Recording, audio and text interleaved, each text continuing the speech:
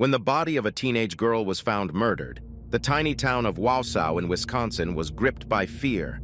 Everyone worried they might be the next victim of the ruthless intruder.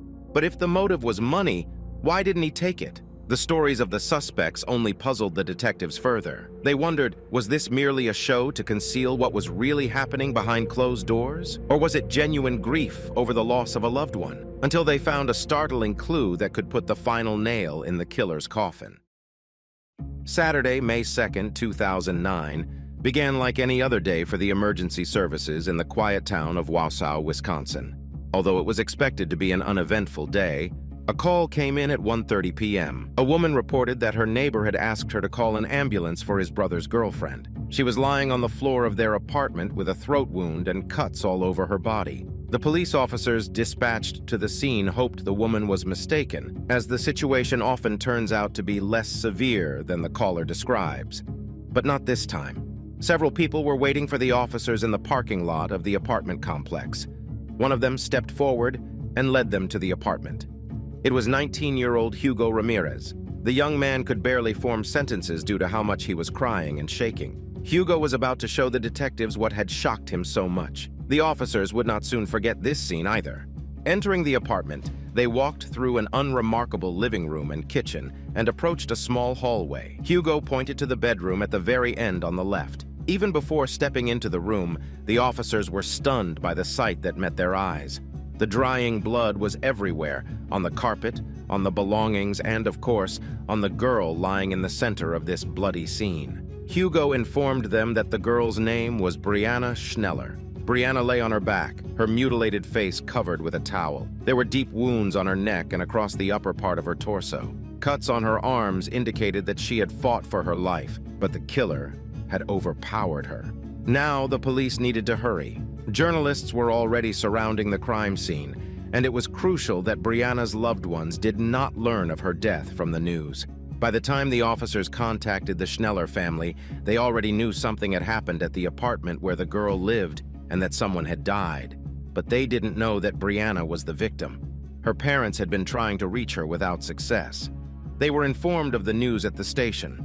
Afterward, they were asked to identify Brianna from photographs taken at the crime scene. Even after confirming it was her parents, Craig and Lori, and her brother Rocky, still couldn't believe what had happened. Despite their unspeakable sorrow, the family members tried to provide the police with as much information as possible about Brianna and the details of her life leading up to the murder. Craig and Lori explained that Brianna's life was much like that of her peers. She was finishing school, working part-time as a waitress in a restaurant, and enjoyed spending her free time with friends. She loved shopping, dancing, and music. Moreover, Brianna was looking forward to a trip to Tennessee that summer, where she was to present an important project for a renowned non-profit national organization of professional and technical student leaders. Brianna was the only person in the entire state of Wisconsin who met all the criteria to participate in this event. To the family, what had happened made no sense. As Craig explained, she didn't have a single enemy. Her relationship with her boyfriend, 22-year-old Sebastian Ramirez, Hugo's brother, was wonderful. The couple had met a couple of years ago and had been inseparable since. During this time, the parents had gotten to know the young man well. Naturally, they had concerns when Brianna decided to move in with him at 18. They worried that she was growing up too fast. But Sebastian truly loved their daughter, so they accepted her decision. After high school, she planned to pursue higher education in restaurant management and dreamed of opening a restaurant with Sebastian. She genuinely enjoyed working in the restaurant business, and she was loved by her colleagues and customers. The girl's parents also helped the police narrow down the time frame of the attack on Brianna. Her mother, Lori, was the last person to speak with Brianna a few hours before the body was discovered. That day, Lori had taken her daughter's car to the auto shop to fix the brakes and had texted her daughter at 10 a.m. Thus, the attack occurred sometime after Lori spoke with her daughter at 10 a.m. and before Hugo found her at 1:30 p.m. While the detectives were speaking with the girl's parents, forensic experts found several clues at the crime scene. First of all, an iron lying on the floor near Brianna caught their attention. Various parts of it were scattered on the floor, and there was blood on the iron, suggesting the killer might have used it as a weapon. In the bathroom sink were two knives, one of which was missing its sharp tip. Blood was found on a bar of soap nearby, indicating that the killer had taken the time to wash the knives and their hands, but had missed leaving a bloody shoe print on the mat. Further examination of the apartment revealed two more interesting points. First, there were no signs of forced entry, and second, nothing seemed to be missing. This was especially curious because cash was scattered throughout the apartment. Various bills ranging from $1 to $20 added up to a considerable sum. If a robber had broken in for money, they would have taken it. Thus, the evidence at the crime scene indicated that Brianna herself was the target of the attack. The autopsy confirmed this conclusion. The most crucial information the medical examiner shared with the detectives was that the girl had fought for her life, and the killer's DNA likely remained under her nails. Skin samples found under her nails were sent for analysis. Overall, the autopsy confirmed what the investigators already suspected. The attack was unprecedented in its brutality and the attacker's fury. Brianna had been struck on the head with a blunt object, likely the iron found near her body. The attacker also slashed her throat with a knife and inflicted so many stab wounds that the pathologist couldn't accurately count them. The knife wounds were particularly severe, and at least 2 of them were fatal enough to kill her within a minute. The tip of one of the knives found in the sink was discovered in one of her wounds. Usually, such a savage attack indicates that the killer must have felt uncontrollable rage towards the victim to inflict so many injuries. But who could have harbored such strong feelings toward Brianna? The police knew of at least one person they needed to speak with immediately. Sebastian was brought to the station along with his brother, but they were placed in separate interrogation rooms so their statements could be compared later. Sebastian explained that he woke up around 9:15 a.m., an hour before he was due at the Mexican restaurant where he and his brother worked. The restaurant, El Tequila Salsa, was about 3 kilometers from the apartment, a 10-minute drive. The young man took a shower and chatted with Brianna, as she didn't need to go to school on Saturdays.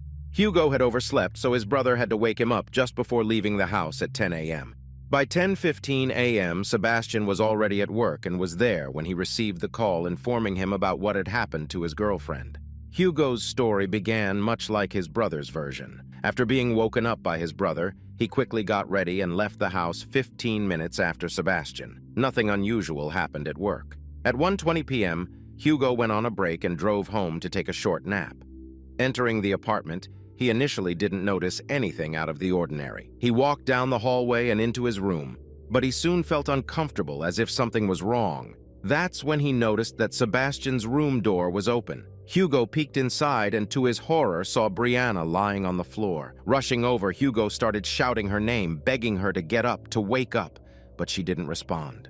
Only then did he notice how much blood there was in the room. He tried to dial 911, but his mind suddenly stopped working and his hands were shaking so badly he couldn't even press the buttons. He then ran downstairs, where through his panic he tried to explain to a neighbor that they needed to call for help. The young men seemed genuinely devastated by what had happened. Investigators wanted to believe them, but they knew they needed evidence to confirm their innocence. It was possible they were simply excellent actors, or were hiding remorse beneath a mask of grief and pain. Since both brothers' stories were identical, detectives considered the possibility that one of them committed the crime and the other was covering for him. In such a scenario, Sebastian seemed to have a potential motive to kill Brianna. Officers questioned the brothers about their relationship with Brianna, whether there were any issues, quarrels, or jealousy. Sebastian categorically denied any problems and stuck to his story. Brianna was the love of his life, and they were looking forward to a happy future together. Hugo was questioned with even greater scrutiny, especially after it was revealed he was supposed to work until 3 p.m. that day, but had changed his break time with a colleague due to a hangover, wanting to go home and rest. Detectives wanted to know if anything had happened between him and Brianna. Were there arguments? Perhaps Hugo also had romantic feelings for her, but Sebastian proved to be a more successful rival. However, Hugo vehemently denied this. Brianna was like a sister to him. He knew how deeply she and Sebastian loved each other, and he would never stand in their way. These interrogations continued for hours, but no matter what the police asked, Hugo and Sebastian stood by their stories. However, the brothers were able to clarify the issue of the scattered money found throughout the apartment. It was Hugo's tips. Previously, he used to carefully count all the money, but lately he had become lazy. When he came home, he simply emptied his pockets wherever, always promising himself to deal with it later. After obtaining DNA samples from the brothers, They were released, but in the eyes of the detectives, they remained the only suspects in Brianna's murder. Therefore, their next task was to either confirm or disprove the brothers' testimonies. Colleagues from the Mexican restaurant El Tequila Salsa confirmed that the young men were at work. Moreover, the restaurant had surveillance cameras, including ones that recorded the kitchen area. After reviewing the footage, the police confirmed that Sebastian arrived at work first at 10:13 a.m. and did not leave until after Brianna's body was discovered. Hugo arrived at work a few minutes later and took his break at 1:20 p.m., just as he had stated. At the same time, the detectives were following another lead. Their conclusion that nothing had been stolen from the apartment had been hasty. Although the money and valuables were indeed left behind, the police had not found Brianna's phone. Like any teenage girl, Brianna always kept her phone with her. Moreover, she had exchanged messages with her mother at 10 a.m., so she definitely had it with her before the murder. This greatly interested the police, as the phone could contain something crucial to solving her murder. Therefore, the detectives made finding the phone their priority. They contacted Brianna's service provider. The phone company pinged the device and not only found that it was on, but also pinpointed its exact location. The detectives took one look at the address and were stunned. They knew this place. More than that, they had just been there. The phone was located near the El Tequila Salsa restaurant, where the brothers Sebastian and Hugo worked. The detectives rushed to the location to find and seize the device as quickly as possible. Upon arrival, they realized that the coordinates were not for the restaurant itself, but for the parking lot of the shopping center where the restaurant was located. The police soon narrowed down the search area to the section where the dumpsters were. The detectives were reluctant to sift through all the garbage bags and had a simple yet brilliant idea. They called the phone, opening the dumpsters one by one. Finally, they heard the ringtone. Carefully moving the contents of the dumpster, the officers saw a light-colored bag through which the phone's screen light was visible. The bag contained several items, not just the phone. The police were eager to open it, but had to send it to the lab first because it could have DNA on it, especially on the top where someone had carefully twisted it closed. However, the detectives could already make one conclusion. This was not an ordinary bag, but a bag with the logo of the El Tequila Salsa restaurant, which customers used for takeout orders. The circle around the brothers was tightening more and more. Of course, they seemed to have an alibi, but the investigators couldn't believe that anyone else had committed the murder. Moreover, the pathologist couldn't determine the exact time of the girl's death to the minute. What if the crime happened a little earlier than they assumed? The girl had communicated with her mother at 10 a.m. Immediately after that, one of the brothers, or even both, killed Brianna, quickly got ready, and showed up at work at 10:15 a.m. Then they threw the bag with the evidence into the trash bin near the restaurant, hoping no one would find it. After the forensic experts collected DNA samples from the bag, it could finally be opened. Inside, in addition to Brianna's phone, there were warm gloves, but from different pairs, with one of them stained with blood, and also women's underwear, 2 pairs of panties. The investigators had expected anything, but not this. They had more questions than answers. According to Sebastian, the underwear belonged to Brianna. One of the gloves likely had been taken from the apartment as well. However, these items contradicted all the theories the detectives had been considering. If Hugo or Sebastian had committed the crime, it would be absurd for them to take the girl's underwear. But Sebastian and Hugo did not kill the girl. After examining Brianna's phone, investigators saw that her last conversation was not with her mother, but with a friend. Brianna sent her last message at 10:23, when the brothers had already definitely arrived at the restaurant, as confirmed by surveillance cameras. The entire investigation turned upside down. The police had never considered any other suspects besides the Ramirez brothers, but it turned out that both were completely innocent. So, who was the killer? And why did they dispose of the bag with evidence right near the El Tequila Salsa restaurant? Now, the detectives had to add a multitude of names to their list of suspects, employees and patrons of the El Tequila Salsa restaurant. They considered it highly unlikely that someone unrelated to the restaurant killed Brianna, collected incriminating evidence, and disposed of it right near the restaurant. Therefore, they first reviewed the list of employees, and one name caught their attention: Luciano Sanchez Ramos. The young man worked as a dishwasher at the restaurant and lived in the same building as Brianna. But most importantly, he was home on the morning of the murder. He arrived at work half an hour after Brianna sent her last message to her friend. When the police brought him in for questioning, he did not show much willingness to talk. Perhaps this was due to his immigration status or just a general distrust of the police. Nevertheless, he agreed to provide a DNA sample. The detective asked if anyone could verify his alibi, even partially. Luciano said there was someone, his colleague, the restaurant's cook Raul, who gave him a ride to work. The police spoke with Raul, who confirmed that he picked up Luciano. Raul honked his horn, and within a couple of minutes, Luciano came out of the house, behaving as usual. The investigators wanted some reliable confirmation of this and hoped that surveillance cameras might reveal what Luciano did that morning. Did he really just go to work at 11 a.m., or did he stop by the dumpster to dispose of the evidence? Unfortunately, all the restaurant's cameras filmed only inside the establishment. However, there was a gas station across from the dumpsters that had its own surveillance cameras. The quality of the footage left much to be desired, and the dumpsters were far from the gas station. Still, these videos provided invaluable help to the investigation.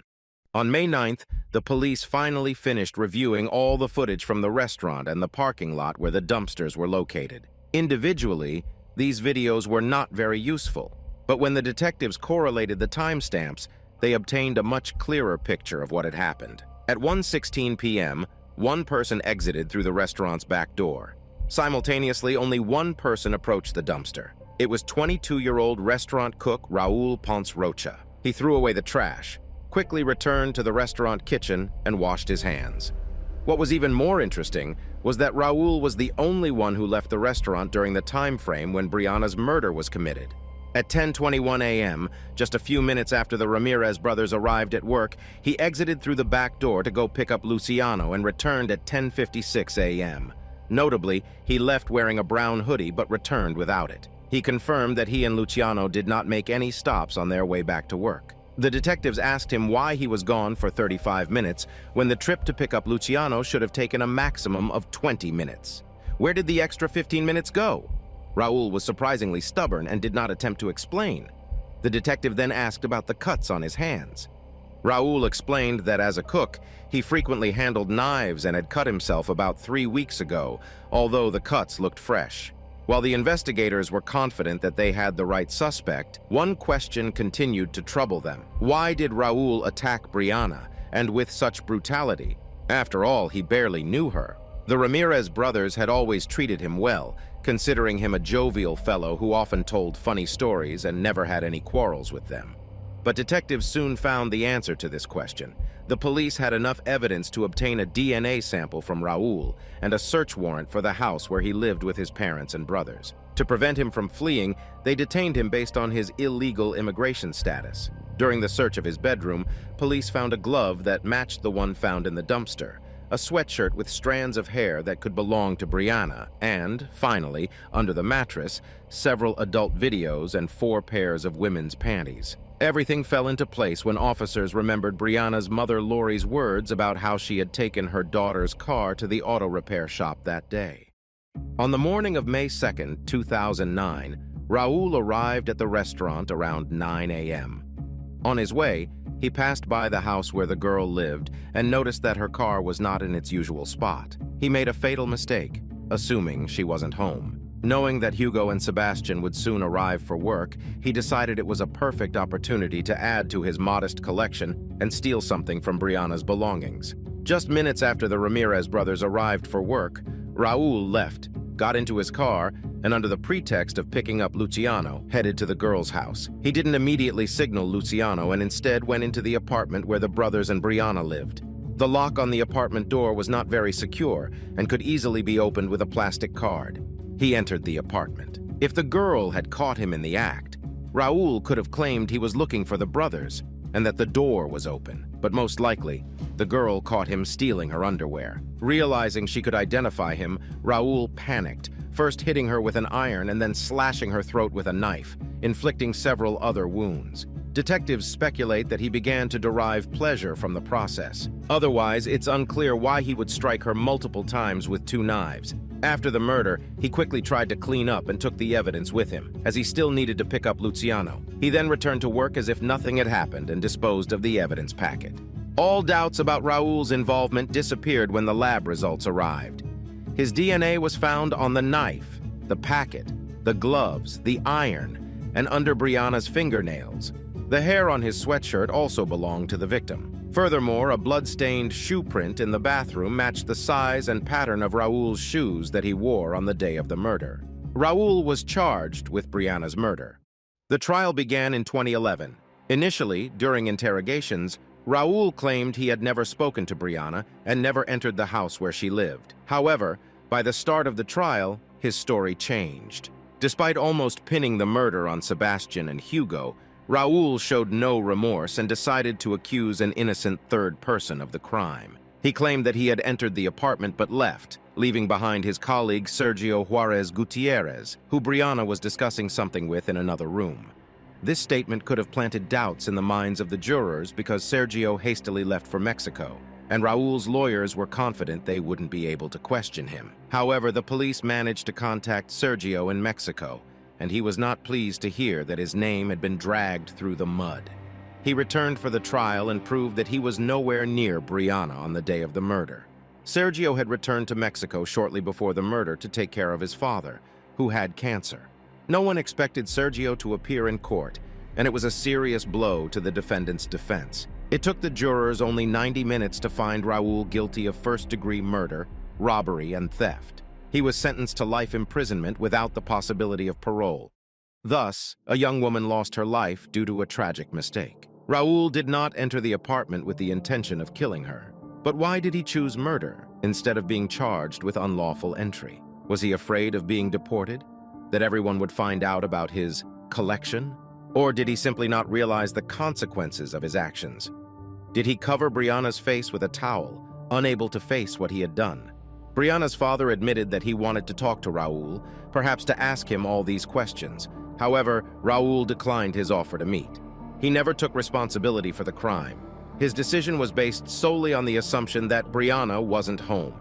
After the trial, Lori Schneller said that the verdict wouldn't bring back her daughter, but would allow them to live on. "We are glad that justice was served for her," she said. "I don't know if there will ever be a day like before, but it has become a little easier after the verdict."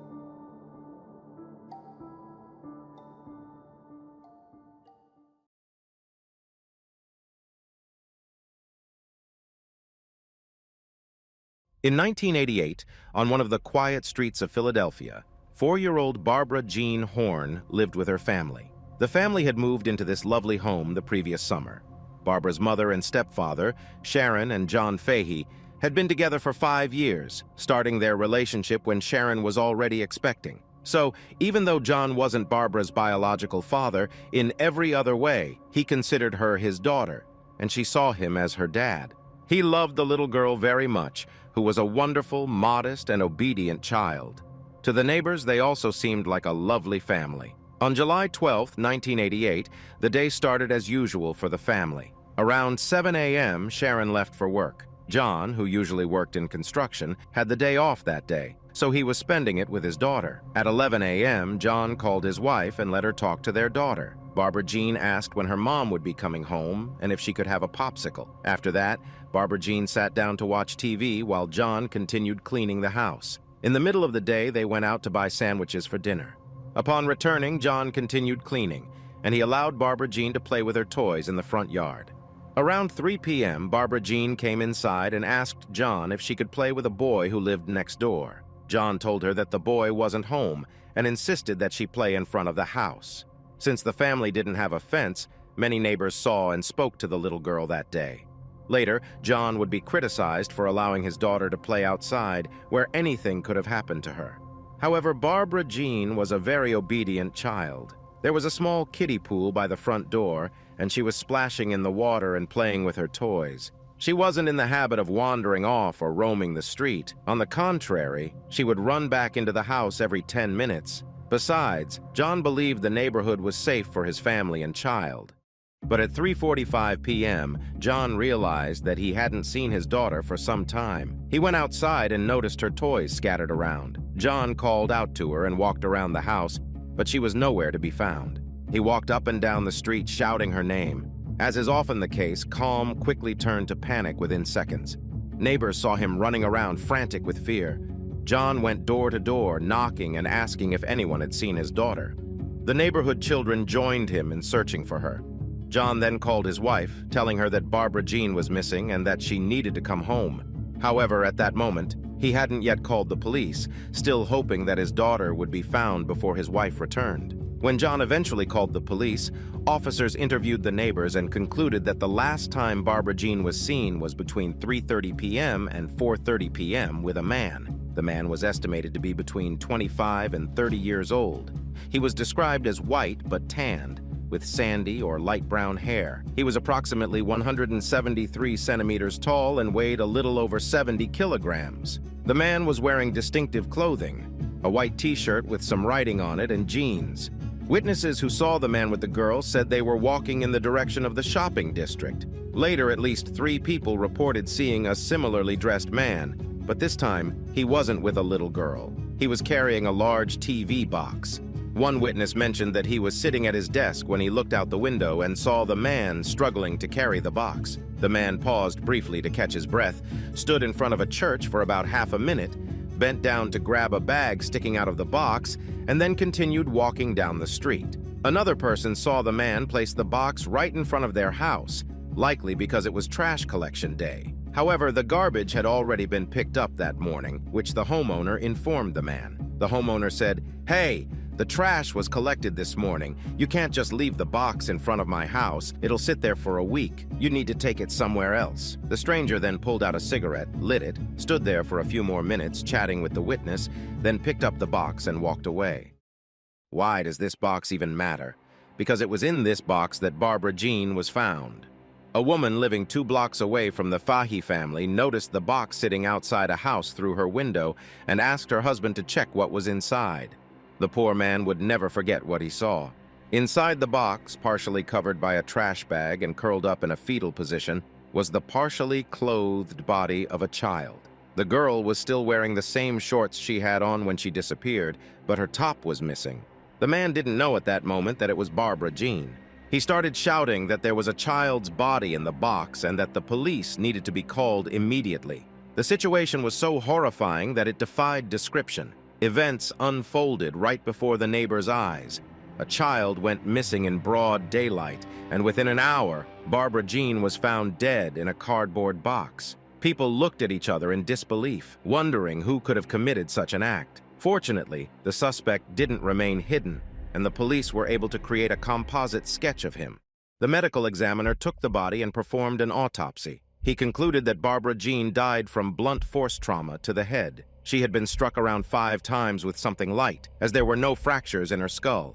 It might have been a light wooden rod, much lighter than a bat. The pathologist found a bruise on Barbara Jean's shoulder. There were no obvious signs of a struggle or assault. Most likely, her body had been washed before being placed in the box, because despite the serious injuries, there was no blood on her. Additionally, there was water on the girl, and her hair was still wet. The police brought John to the station, where he identified the girl from a photograph. But they needed him for more than just that. The man was immediately accused of having done something to Barbara Jean. He, of course, denied it. John admitted that he often drank heavily and, when drunk, might have pushed his wife or raised his hand against her. However, he insisted that he never hurt his daughter. The only form of punishment John considered acceptable for Barbara Jean was push-ups because he was a former Marine. If the girl did something wrong, she had to do 5 push-ups. John sometimes joked that this made her strong and muscular, but he never laid a hand on her and adored the child. Despite the witnesses' statements, John remained the primary suspect. He was brought to the station and interrogated repeatedly, but there was nothing that directly linked him to the crime. John's build did somewhat resemble the man seen by the witnesses, but he didn't match the composite sketch at all. Although there was always the possibility that a stranger had committed the abduction, it is usually someone known to the child who is responsible. The police went door to door showing the girl's photo and the suspect's sketch. One neighbor confirmed that Barbara Jean was very shy and would not have gone anywhere with a stranger. As a result, the police increasingly leaned toward the idea that the girl had been abducted by someone she knew, likely a neighbor of the family. The police conducted a fairly extensive investigation. They checked the trash bins in the area where Barbara Jean was found, hoping to locate the missing top or other evidence. They increased the number of patrolling officers to see if anyone who returned from work around 4 p.m. might have passed by the family's home. A reward was also offered for any information leading to the perpetrator. However, despite these efforts, nothing significant was uncovered. Meanwhile, thanks to the serial number on the box, detectives identified the purchaser of the television as the Ward family, who lived nearby. The police then arrested the Ward family's son, Wesley Ward. The young man was a student, but could not prove he was at university lectures that day. He claimed he was, but this could not be verified since there was no check-in system at the university. Wesley was interrogated and his home was searched. They found a photo of the girl in the box and a stain on his room's wall. However, the detectives' initial excitement was short-lived as the stain turned out to be just paint, and the girl in the photo was a relative of Wesley.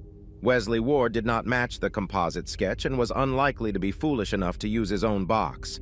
It seemed more plausible that the real killer had spotted the discarded box behind the house. The police had to admit that this lead went nowhere as well. At the same time, the police continued showing the composite sketch to residents in several neighborhoods, and one man identified the person in it. He confidently stated that it was Ross Felice. Ross and his brother lived not far from the girl's home with their mother. The brothers were regular guys, played basketball with other kids, and had no prior police records.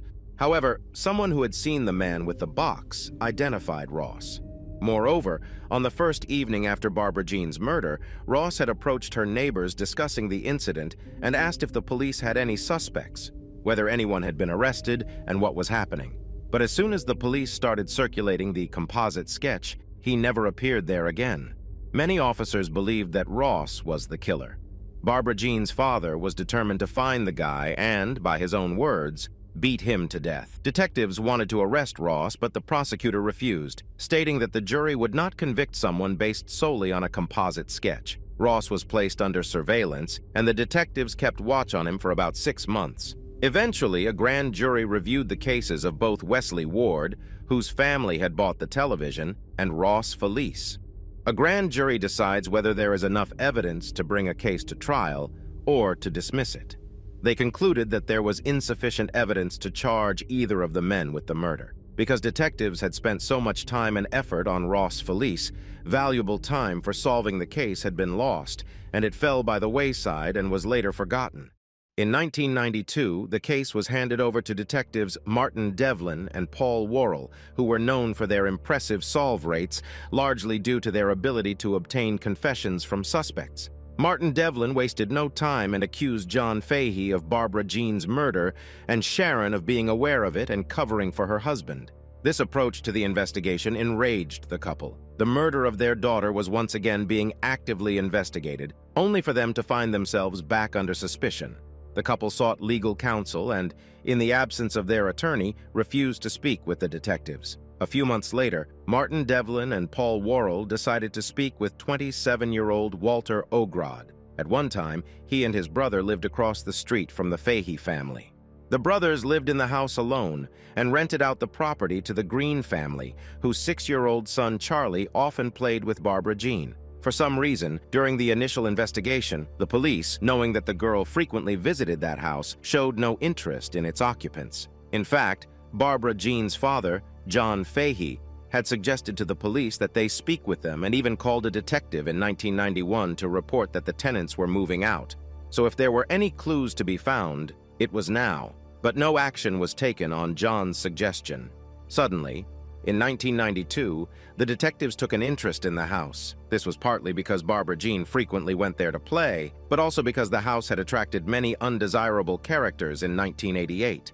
Walter Ogrod had a difficult childhood. Other children teased him, and he was slightly developmentally delayed, attending a school for children with learning difficulties. His mother harshly punished him for any misstep, so at the age of 11 he moved to live with his father in the same house.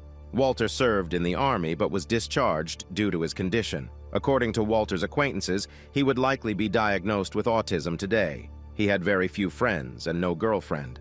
When Walter's father died, his younger brother, who lived with their mother, moved in with him, bringing with him endless and noisy parties. This is why neighbors disliked the house, as it attracted strange people. Additionally, the house had a tragic past. In 1986, a 16-year-old girl, the daughter of a local police detective, was murdered in the house's basement, having been in the wrong place at the wrong time. 4 men who wanted to kill Walter's younger brother seriously injured him, but the girl did not survive. The men who committed the crime were convicted. There was another reason the police were interested in Walter. There were rumors that his tenant had accused him of inappropriate behavior with his 6-year-old son Charlie just 2 months after Barbara Jean's murder. This was likely a misunderstanding caused by the high level of tension and suspicion among neighbors at the time. From one perspective, it seemed like a promising lead. On the other hand, everyone who knew Walter claimed that he was always polite, never had conflicts, was non-aggressive, had no police records unlike other members of his family, and was generally described as a gentle giant who loved walking his dog. Walter did not match the description or the sketch provided by witnesses. He was much taller and larger, and no one would mistake his imposing stature. Nevertheless, the detectives decided to speak with Walter. Detectives Devlin and Worrell asked him to contact them, supposedly to clarify some details. This is a common police tactic. To avoid alarming a suspect, they pretend that the person is merely a witness. Walter did not think to bring a lawyer with him to the station, despite a friend's strong recommendation to do so. Walter brushed off the advice, believing he had nothing to hide. Initially, he thought the detectives wanted to discuss the girl who was killed in the basement of his house, not Barbara Jean. So after working an 18-hour shift as a truck driver, he went to the station, confident the conversation would last no more than 30 minutes. How wrong he was. Detective Martin Devlin started by asking if Barbara Jean had come to visit Charlie that day. Walter confirmed she had, but he told her that the boy wasn't home. However, the detective latched onto this answer and began pressing Walter, claiming that when the girl came to his house, Walter did something to her. It had been 4 years. How could he remember anything about that day? Perhaps she had come on a different day, but to the detectives, that was irrelevant. Detectives are not allowed to interrogate someone for more than 6 hours, but Walter spent 18 hours at the station after a grueling shift. That meant he hadn't slept for over 30 hours. He was denied food, water, the chance to call his lawyer, and at one point was even handcuffed to prevent him from standing up and leaving. The interrogation was not recorded at the time, and the detectives took advantage of that. They convinced Walter that they had witnesses who confirmed he had killed the girl, claiming he had simply forgotten due to memory loss. They then threatened to put him in a cell and inform his fellow inmates that he had brutally killed the girl, who would then beat him to death. When such threats come from 2 police detectives, it's hard not to believe them. Finally, the detective said, "If you sign all these papers, we'll let you go and talk to your lawyer." Many people don't understand what this means, especially someone with developmental issues like Walter. It's not hard to guess what happened next. He gave in and signed 16 pages of a confession to the murder of Barbara Jean. Of course, all of it was written by the detective. After leaving the interrogation room, Walter called his lawyer and asked to be picked up from the station. He only realized the gravity of his actions when his lawyer explained, "Walter, you've just confessed to murder. You're not going anywhere." On April 6, 1992, Walter Ogrod was arrested and charged with the murder and attempted sexual assault of Barbara Jean. On May 15, 1992, newspapers published details of his confession. According to the alleged confession, Walter claimed that on the day Barbara Jean came to visit Charlie, who was not home, he had an idea. He invited Barbara Jean to the basement to play doctor, which she agreed to. He then allegedly attempted to engage in sexual activity with her, and when she started to scream, he became enraged and beat her with a metal handle from a weightlifting machine that was in the basement at the time. It is worth noting that the description of the rounded metal handle did not match the murder weapon, which was described as a very light rectangular piece of wood. According to the signed confession, Walter then hid the girl's belongings in the ventilation system, though these items were never found. He allegedly washed the body, took a trash bag from the garage, and searched for something else to put the body in. Outside, he found a television box, placed Barbara Jean inside it, and exited through a back exit in the basement. After disposing of the body, he reportedly threw away the mat and cleaned the basement. The trial began in October 1993. The defense naturally focused on the argument that Walter's confession had been coerced. Walter himself took the witness stand and declared that he had not committed the crime. The jury believed him, as it was evident that the confession was not written by him or even dictated by him, as the detectives had claimed. The jury deliberated for 9 hours and voted several times before reaching a final decision. When they returned with the verdict and were about to announce it, One juror stood up and stated that he disagreed with the verdict. This caused an incredible commotion in the courtroom. The judge dismissed the jury. John Fahey, unable to contain himself, lunged at Walter, trying to strangle him. He was pulled away and handcuffed, but no charges were filed against him. At that point, no one even knew what the jury was about to decide. It turned out that Walter Ogrod was moments away from freedom. The jury was close to declaring him not guilty. They saw clear gaps in the prosecution's case that made it difficult for them to believe in Walter's guilt. The retrial began 3 years later, and this time the prosecutors addressed the gaps in their case. They still had no physical evidence against the man, but this time they called an informant to the stand. 18 months before the second trial, 2 convicted criminals, John Hall and Jay Wolchansky, claimed to the police that Walter had confessed to them. It should be noted that John Hall was a frequent informant for the police, so much so that he earned the nickname Monsignor for supposedly hearing confessions from his cellmates. Because of this, his testimony was regarded with considerable skepticism. However, Jay Wolchansky was considered credible by the police, so he was allowed to testify in court. He claimed that Walter had confessed to him about the murder. He also said that he had heard Walter confessing to his mother, but she had already died and could not refute his statements. When asked why Walter would want to kill Barbara Jean, the informant said that Walter wanted to frame the girl's father so that Walter could comfort Sharon and gradually become her lover. John and Sharon found this explanation absurd, but at that point, they had no doubt about the defendant's guilt, so they did not dispute the informant's claims. By that time, Walter had spent years in prison.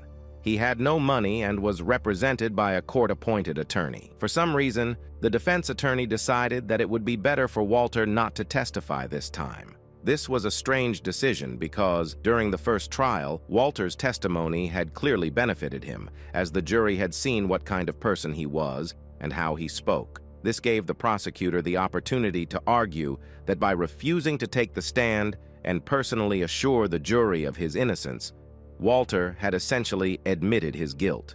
This was an improper tactic, and the prosecutors knew they were not allowed to use it in court, but it was exactly what the jury heard. Overall, the attorney did a poor job defending Walter. He failed to challenge the murder weapon, did not address the lack of evidence, the discrepancies with the composite sketch, and even neglected to mention that Walter did not smoke, although witnesses said the killer of Barbara Jean did. Moreover, witnesses had seen the abductor and the girl walking down the street, whereas according to Walter's signed confession, Barbara Jean had come to his home. The attorney also forgot that Walter's mother, when she was alive, had always maintained that her son was innocent, that the detectives had lied and coerced him during the interrogation, and that this was reflected in their correspondence. Instead, the attorney tried to show why another suspect was more likely to be the culprit. This was insufficient. As a result, after 8 years, Walter was convicted of murder and attempted aggravated sexual assault. The jury found him guilty and sentenced him to death. A man who was just 1 vote away from freedom was condemned to death. Years passed, and all of Walter's appeals were denied. His case attracted the attention of a prominent journalist who wrote about him and expressed doubts that an innocent person had been sentenced to death. This attention led to a new team of defenders who would assist Walter for many years. However, significant progress didn't begin until 2017, when a new district attorney allocated resources to review old controversial cases. They discovered that John Hall and Jay Wolchansky had both died in 2004. To their astonishment, before his death, John Hall decided to confess his sins. He revealed that Walter had never confessed anything to him.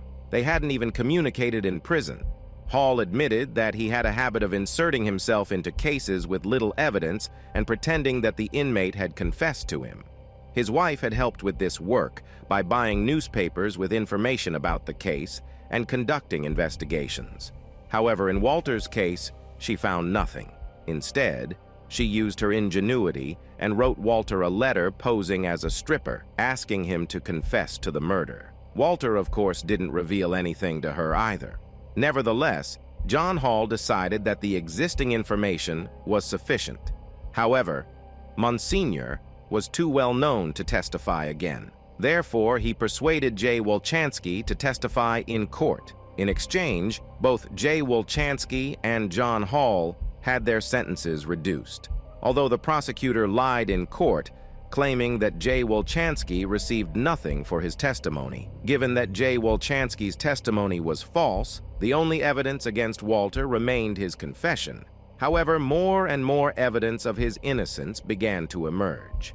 In 2004, a man who had been in Walter's basement after Barbara Jean's murder testified that there was no trace of cleaning, blood, or any indication that a murder had occurred. Furthermore, according to Walter's signed confession, he had removed the victim through the basement's back door. But although such a door did exist, it had been completely barricaded several years before, making it impossible for him to have passed through it.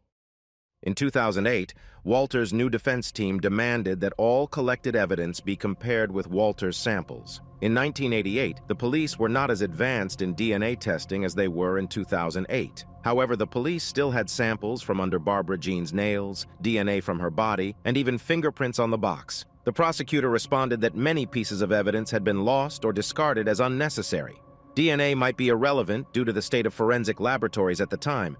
The DNA was found not directly on the victim's body, but during the autopsy when her body was being washed. It was possible that the DNA was on the autopsy table, not on the victim. This DNA belonged to an unknown man, not Walter. However, the defense could not use this information. The fingerprints on the box were compromised because police officers had handled it with their bare hands. The defense also discovered that the prosecution had not provided the defense attorney with most of the case materials. Additionally, they found that Barbara Jean had actually died from strangulation, not from head trauma as indicated in Walter's confession. It was likely she died because the perpetrator covered her mouth with his hand. The bruise on her shoulder turned out to be a hickey. Furthermore, according to the confession, Barbara Jean had come to Walter's home. But all witnesses had seen her walking down the street with a man. Collectively, this information led to a petition to overturn Walter's conviction. The new district attorney was prepared to declare him innocent, but the decision required a judge's ruling. Then COVID-19 struck. All hearings were postponed, and Walter's case was among them. For some reason, the release of an innocent person sentenced to death was not a priority.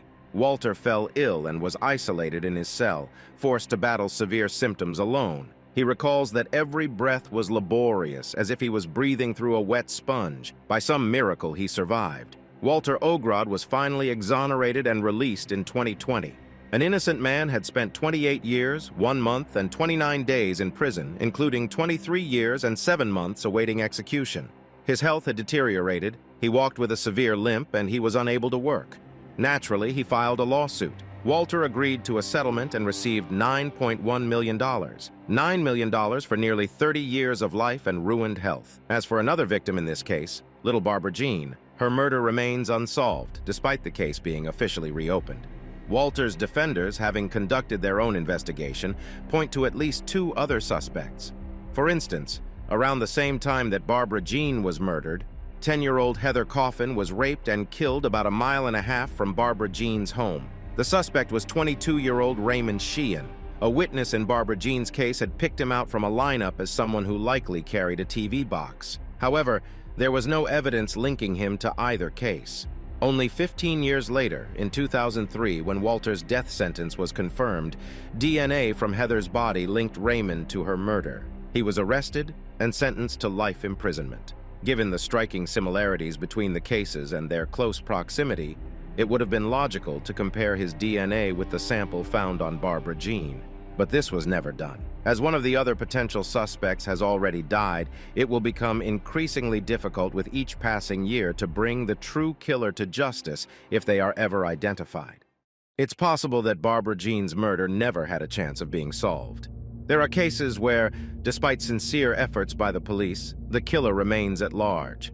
But once detectives Devlin and Worrell took over the investigation, they destroyed and nullified all the work done by their colleagues, turning the investigation into a farce. The detectives had a theory about what happened even before speaking with Walter. They used this information to feed him a story and walked out of the interrogation room with a dramatic effect. Of course, Walter's case was not the only one in which the detectives had a hand.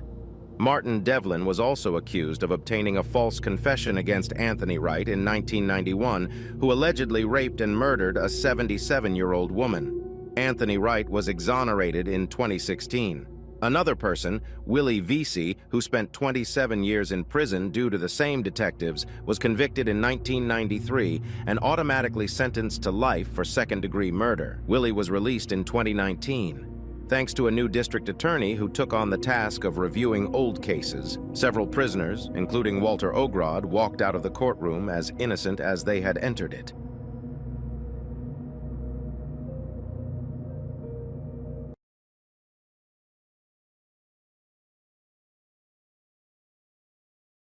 Nashville, Tennessee, April 11, 2005.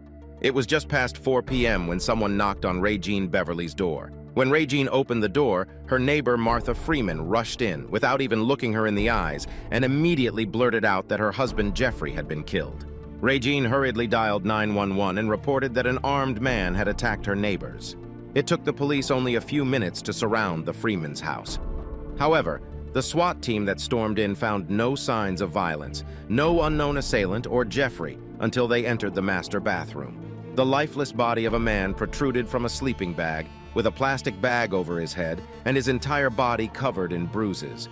Jeffrey Freeman had been bound, beaten, and then strangled. But how did his killer manage to disappear so quickly, and why did he allow Martha to escape?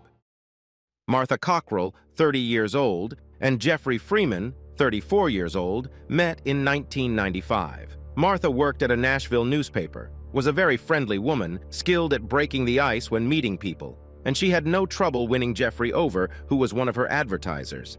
At first glance, it was clear that Martha and Jeffrey were a perfect match. In March 1994, the couple had a very modest wedding ceremony, and just a few weeks later, they purchased a new home in one of America's finest neighborhoods, Brentwood, a southern suburb of Nashville.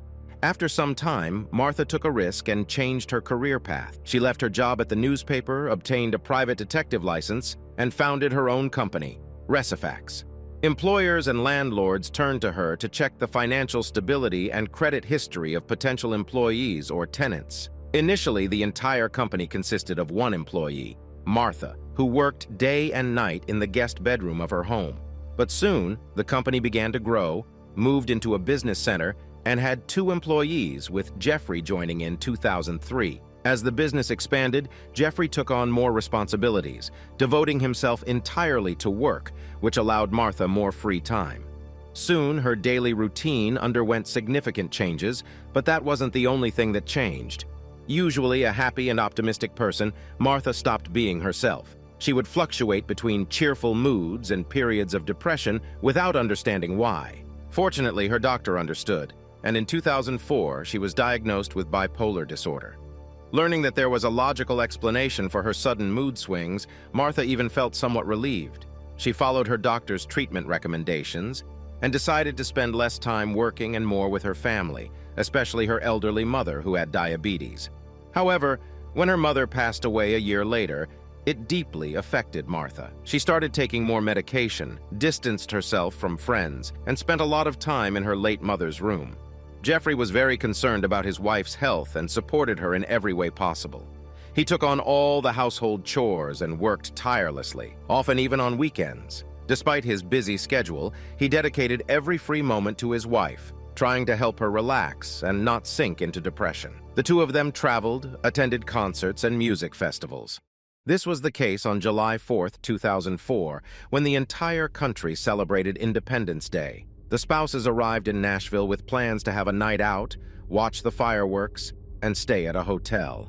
However, Jeffrey, tired after a long week at the office, could barely stay awake until nightfall. He admitted to his wife that he just wanted to go home. Martha, who had forgotten about her depression for the first time in months, didn't want the evening to end. The couple had an argument and Jeffrey went home, leaving Martha to spend the night in the city. But the night without her husband and the newfound independence marked a turning point in their marriage. Just a month later, Martha left their home and moved into a motel. She wanted some time alone to find herself. While still being a devoted husband, Jeffrey supported his wife's decision. He took care of her needs and paid for her motel room. However, in reality, Martha needed more than just personal space.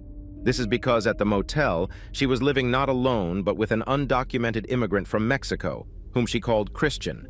The man didn't speak English, and Martha didn't know Spanish. But that didn't matter because Martha was interested in more than just conversation with the man.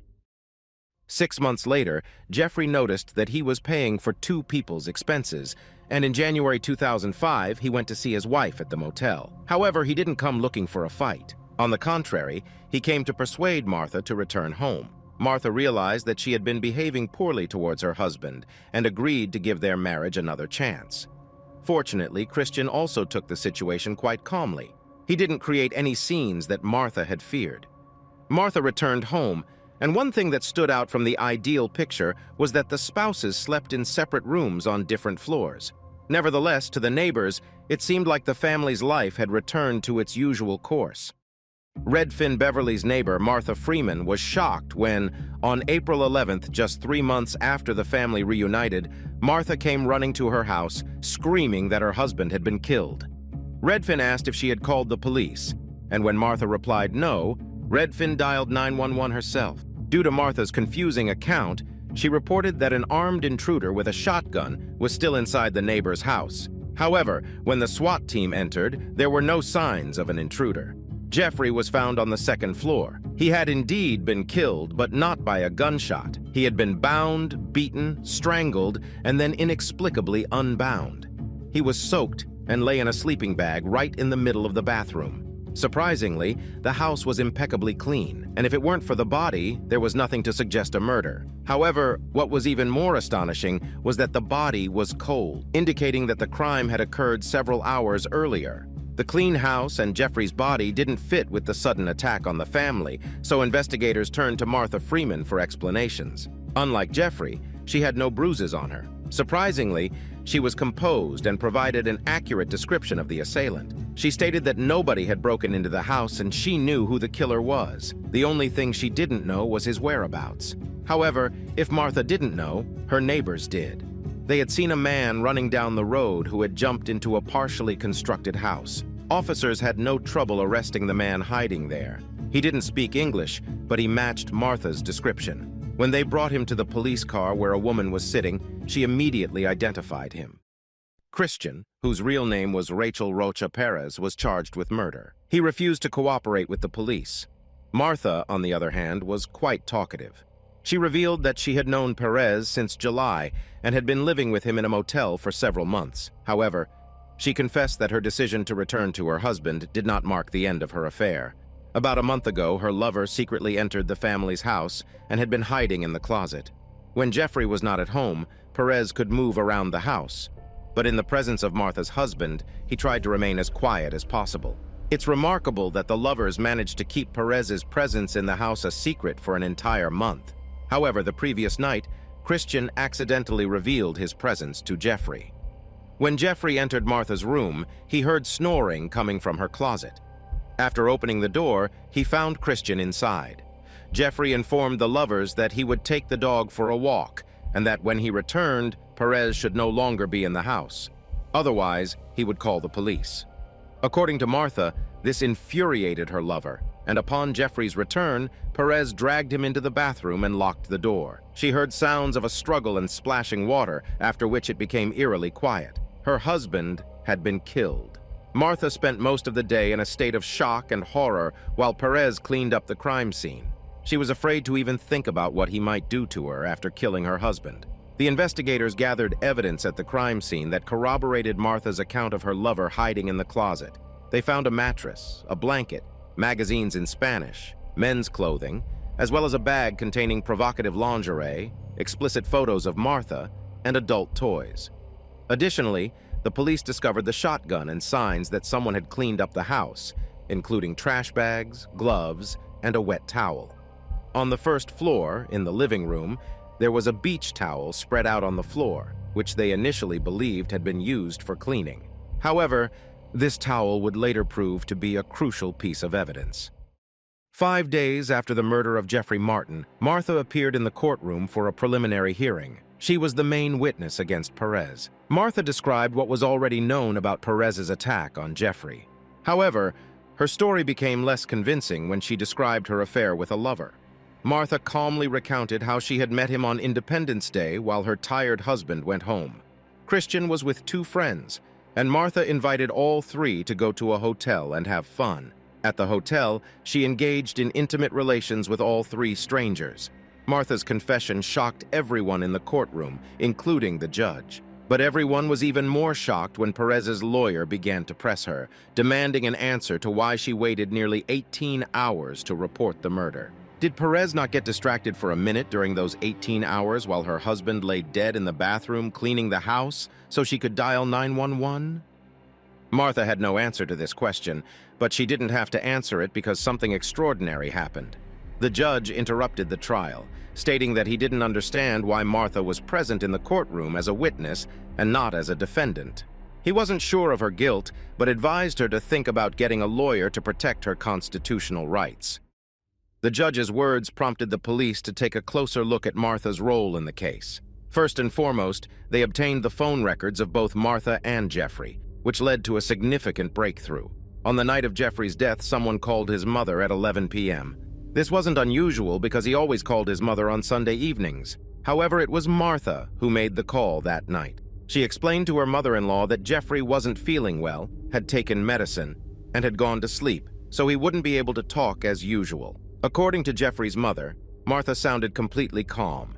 However, forensic analysis didn't find any drugs in Jeffrey's system. The next morning, Martha picked up the phone again and called her workplace to inform them that her husband would be taking the day off. Once again, her voice sounded perfectly calm. What's more, while her husband lay dead in the bathroom, Martha left the house twice, once to walk the dog and once to go to the pharmacy.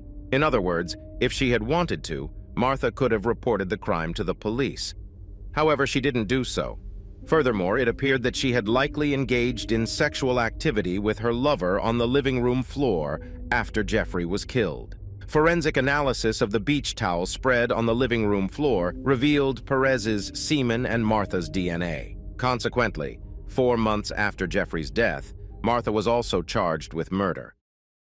The trial began on December 25, 2006.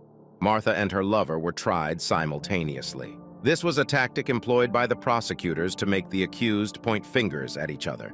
According to the prosecutors, the motive behind the crime was money. Due to their romantic involvement and Martha's mental state, she would never be able to keep the business in case of a divorce. Therefore, the accomplices killed Jeffrey, put him in a bag, and cleaned up the house. But they couldn't get rid of the body. Time was running out as a repairman was expected to arrive any minute.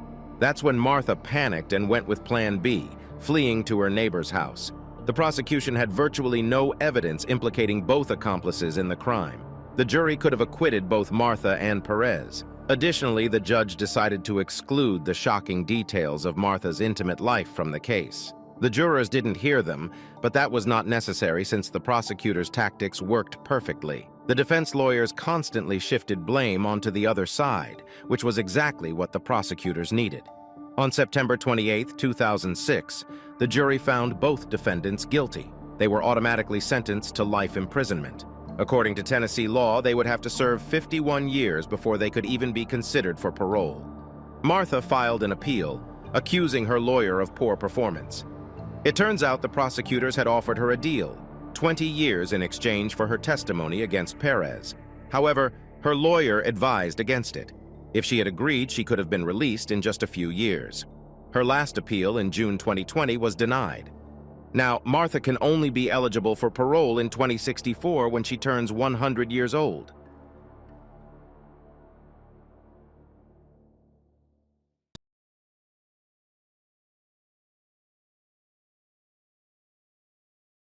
On December 28, 2014, in Uruguay, a teenager girl went missing.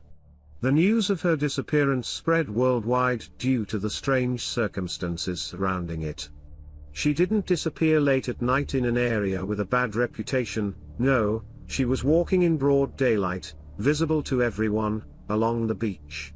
But it seemed as if the ground had opened up and simply swallowed her. No one saw anything, no one knew anything.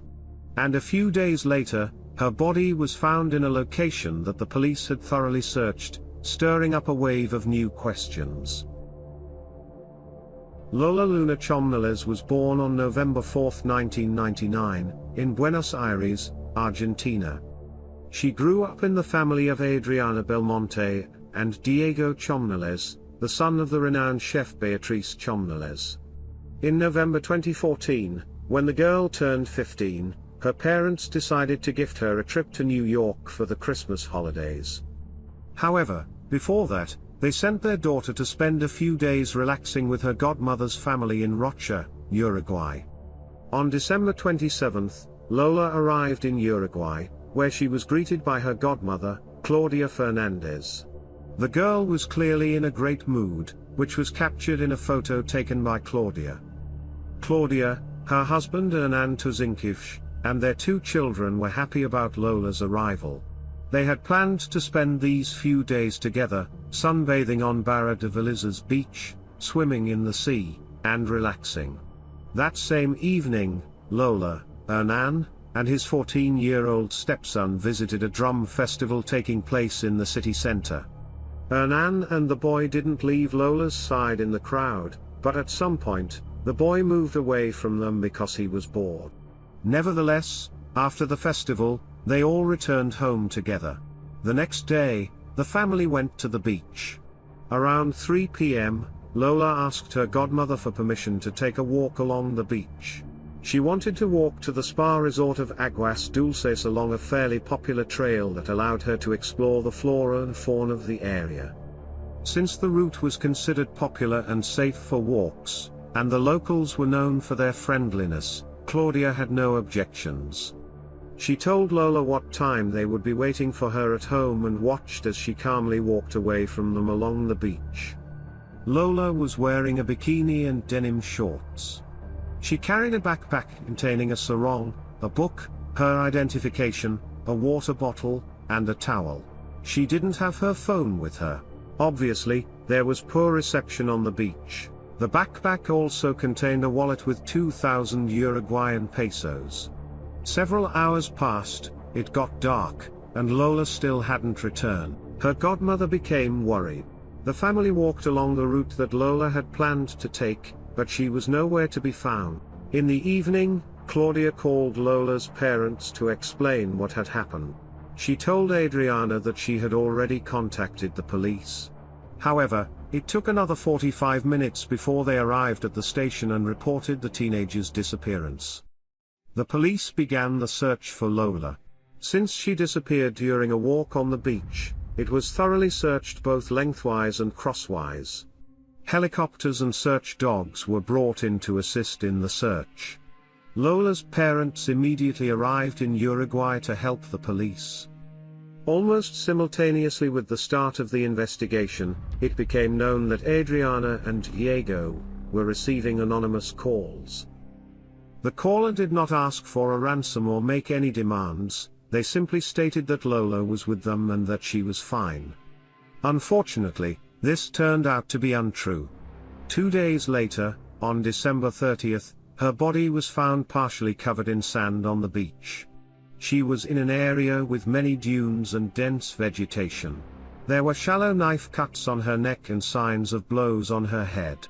The autopsy revealed that Lola was attacked from behind, then dragged or forced to the location where she was found. The killer pressed her face into the sand for a prolonged period until she suffocated. This was determined by the presence of sand in her lungs. After the news of the crime became known, there was an unprecedented uproar in the press of Argentina and Uruguay. As often happens in such cases, journalists began to put forward theories about what could have happened. The suspicions of the Uruguayan police and the media immediately fell on the family of Lola's godmother, especially on Hernan, and there were several reasons for that. Firstly, they claimed to Adriana and Diego that they had already contacted the police, although they actually delayed before going to the station. Secondly, the media tried to see something sinister in the fact that Lola, Hernan, and his 14-year-old stepson went to a drum festival together, but at some point, the boy separated from them, leaving the girl with Hernan. A hypothesis related to violence against Lola emerged, but the forensic expert found no evidence to support this. However, there were other reasons to suspect them. Claudia and Hernan immediately hired a lawyer, and not a single family member agreed to take a polygraph test. Lola's parents added fuel to the fire by making a series of bold statements. In particular, Diego stated that he had long ceased to trust Hernan, which provoked further questions. If he didn't trust the man, why did he allow his daughter to go on vacation with them? It is important to note that Claudia and Adriana had been friends for 25 years. Hernan was Claudia's second husband, and Lola's parents had known him for about 5 years. They all originally lived in Argentina, but Hernan and Claudia moved to Uruguay. When Hernan was interrogated, the investigators noted contradictory statements, which led to his arrest on December 31st. Claudia was arrested on suspicion of concealing evidence. Her son was also detained because he was suspected of making those anonymous calls. It is not confirmed with certainty that he was the one who called Adriana and Diego, but it is evident that those calls were a failed attempt at a joke. Nevertheless, the police interrogated all 3 family members for several days, but there was no evidence against them. The investigators explained that they found some discrepancies in their testimonies, but they were insignificant. Hernan claimed they returned home at 11 o'clock, while his son said it was 12. Besides that, the police had nothing to charge Hernan, Claudia, or her son with. Therefore, on January 2, 2015, they were all released. Apparently, after various public statements, the relationship between the friends suffered. Claudia and her loved ones never spoke to Lola's parents again, nor did they pick up the phone to offer condolences. Adriana believes that their lawyer may have given them such advice. However, she believes that as friends, a simple human gesture would have been to call and express condolences, especially considering their 25 years of friendship. A few days after the discovery of the body, Lola's pink backpack was found. It was also buried in the sand about 200 meters from where Lola's body was found. This immediately raised a lot of questions. How did the police initially not find the body, and now the backpack, despite thoroughly searching the entire beach and its surroundings multiple times? Additionally, the authorities in the town had claimed from the beginning that the beach was a very safe area. But it was at least strange because drug dealers operated there, especially in the area where the body was found. Nonetheless, almost all of the girl's belongings remained in the backpack, except for 2,000 pesos that the perpetrator took from her wallet. Furthermore, the towel and documents had blood stains on them. Forensic experts examined these items and found Lola's DNA on them, but it was mixed with male DNA. Since suspicions had not been completely lifted from Hernan, his DNA was compared to the one found. They checked it against the Uruguayan police database, but there were no matches there either. After the discovery of the backpack, one suspect caused a big stir. He was suspected based on witness testimonies regarding his whereabouts on the day of the murder. According to local residents, a man nicknamed El Conejo, the rabbit, was working on a roof near the beach at the time the girl went for a walk. In the middle of the day, the man went for lunch, and his colleagues knew that he didn't have any money with him. However, he returned with food and cash. This immediately raised the question of where he got the food if he didn't buy it. But that's not all. Someone even claimed to have seen him with a pink backpack on the day of Lola's disappearance. One newspaper wrote that he confessed to the murder, and other media outlets picked up the news. However, it turned out to be untrue. The man provided an explanation of where he got the food. Although the police suspected that he had actually stolen it from beachgoers, there was no evidence connecting him to Lola's case.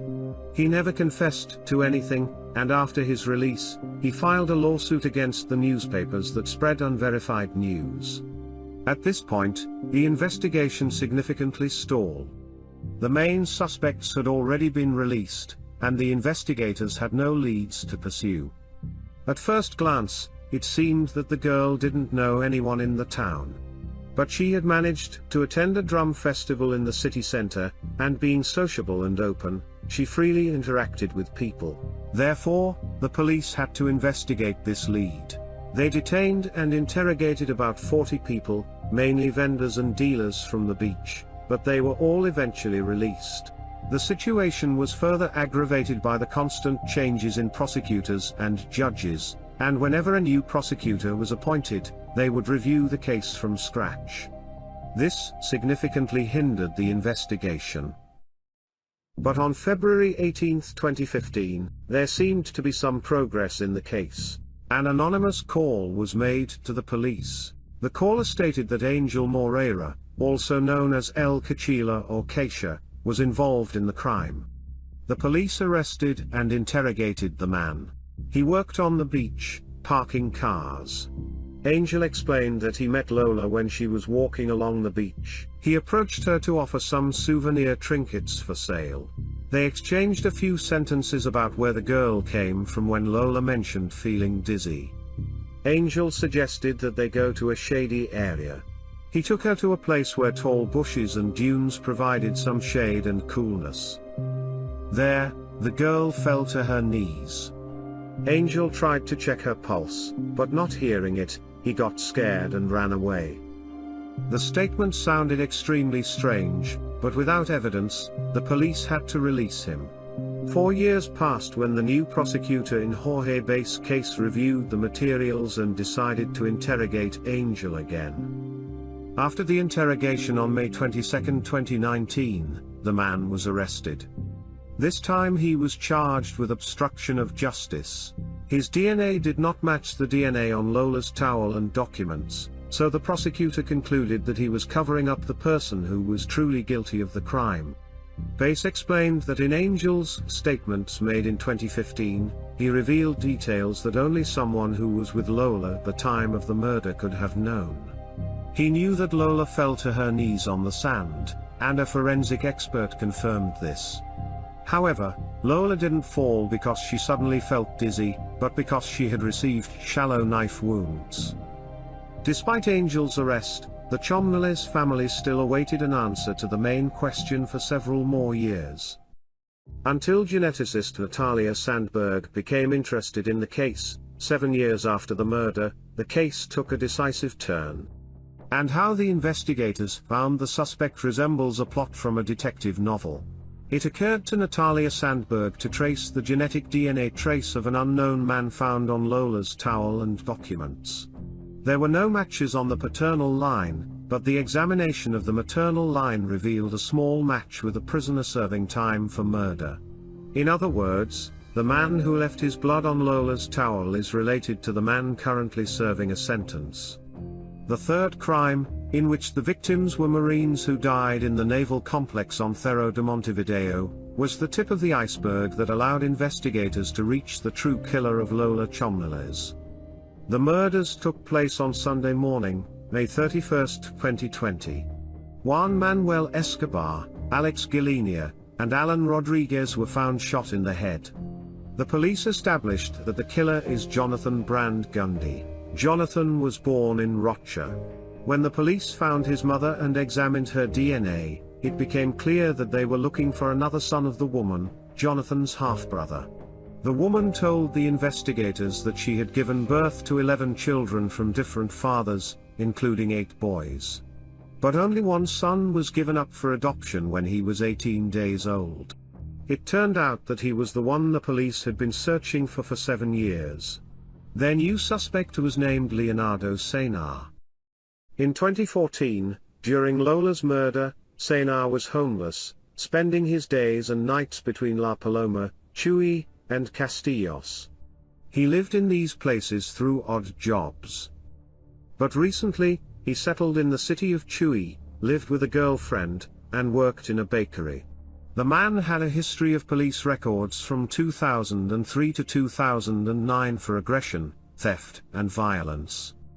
Despite his run-ins with the law, his DNA was not stored in the database because the database itself was created after 2012. Therefore, on May 18, 2022, the police obtained a search warrant for his house. They anticipated that the man would refuse to provide his DNA, and they were right. However, forensic experts examined the man's toothbrush and comb.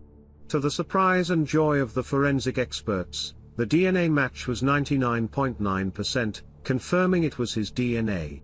On May 19, the suspect was arrested at the border with Brazil. During the interrogation, Leonardo claimed that he had no connection to the crime. As for his DNA found on the identification card and the girl's towel, he explained that he found a pink backpack on the beach. When he looked inside, he saw a wallet with 2,000 pesos and stole the money. Regarding the blood, he said that a few hours before, he cut himself with a bottle shard at work, and when he reached into the backpack, the bandage fell off, and the cut started bleeding. Therefore, he wiped his hand with Lola's towel. However, there were several inconsistencies in his version. Firstly, his blood was not simply found on the girl's belongings, it was mixed with her blood. This couldn't have happened if he found the backpack and just took out the wallet. Secondly, according to his own words, someone else, not Leonardo, took Lola's backpack on the 28th, the day of the murder, after Leonardo stole the money and inexplicably buried it 4 kilometers away from where it was found, without taking anything from it. Even the suspect couldn't deny the absurdity of this story. Finally, his colleagues who worked with him in December 2014 didn't recall the incident with a broken bottle and Leonardo's cut. Moreover, according to documentation, Leonardo was no longer employed at the brewery on the day of the crime. Here is what the police believe actually happened. In the middle of the day on December 28, 2014, when Lola went for a walk on the beach, she was intercepted by Leonardo and Angel. They dragged her into an area with dunes and bushes. There, Lola tried to escape, and the kidnappers struck her several times on the head and stabbed her in the neck, causing her to fall to her knees. However, these wounds were not fatal, and Lola continued to resist. It is likely that she also screamed loudly, trying to attract the attention of other vacationers or beach vendors. In an attempt to silence Lola, they pressed her face into the sand. They pressed for too long, causing Lola to suffocate. The police believe that the motive for the crime was violence, although the assailants were unable to carry out their intended act and ended up killing her because they did not expect such fierce resistance from the teenage girl. This hypothesis is supported by the fact that Leonardo was previously tried for a case very similar to Lola's. That case occurred in 2009 when Leonardo was 26 years old. The victim was a 15-year-old girl, just like Lola. Leonardo followed her for several blocks before attacking her with a knife. He dragged the victim to a remote wooded area where he assaulted her. The Uruguayan police are convinced that at least 2 people were involved in the attack on Lola. Therefore, they charged Leonardo with aggravated murder and Angel with harboring a criminal. Jorge Bass demanded a sentence of 10 years of imprisonment for Angel and 15 to 30 years for Leonardo. In June 2021, Angel, who had been in prison since 2019, was released by a judge's decision granting him conditional early release under oath. Despite psychiatric and psychological evaluations characterizing Angel as an aggressive and impulsive individual lacking impulse control, the judge found no grounds to accuse him of harboring a criminal, as harboring entails assisting the criminal after the crime has been committed. In this case, Angel should have been charged as an accomplice. Therefore, according to the judge, Angel Moreira's actions do not fall under the category of harboring. However, the prosecutor filed an appeal against the judge's decision, stating that Angel was present before, during, and after the crime. Despite their initial suspicions, Lola's parents, Adriana and Diego, trust the evidence presented by the police, agree that 2 suspects were involved in the crime, and hope for a swift verdict.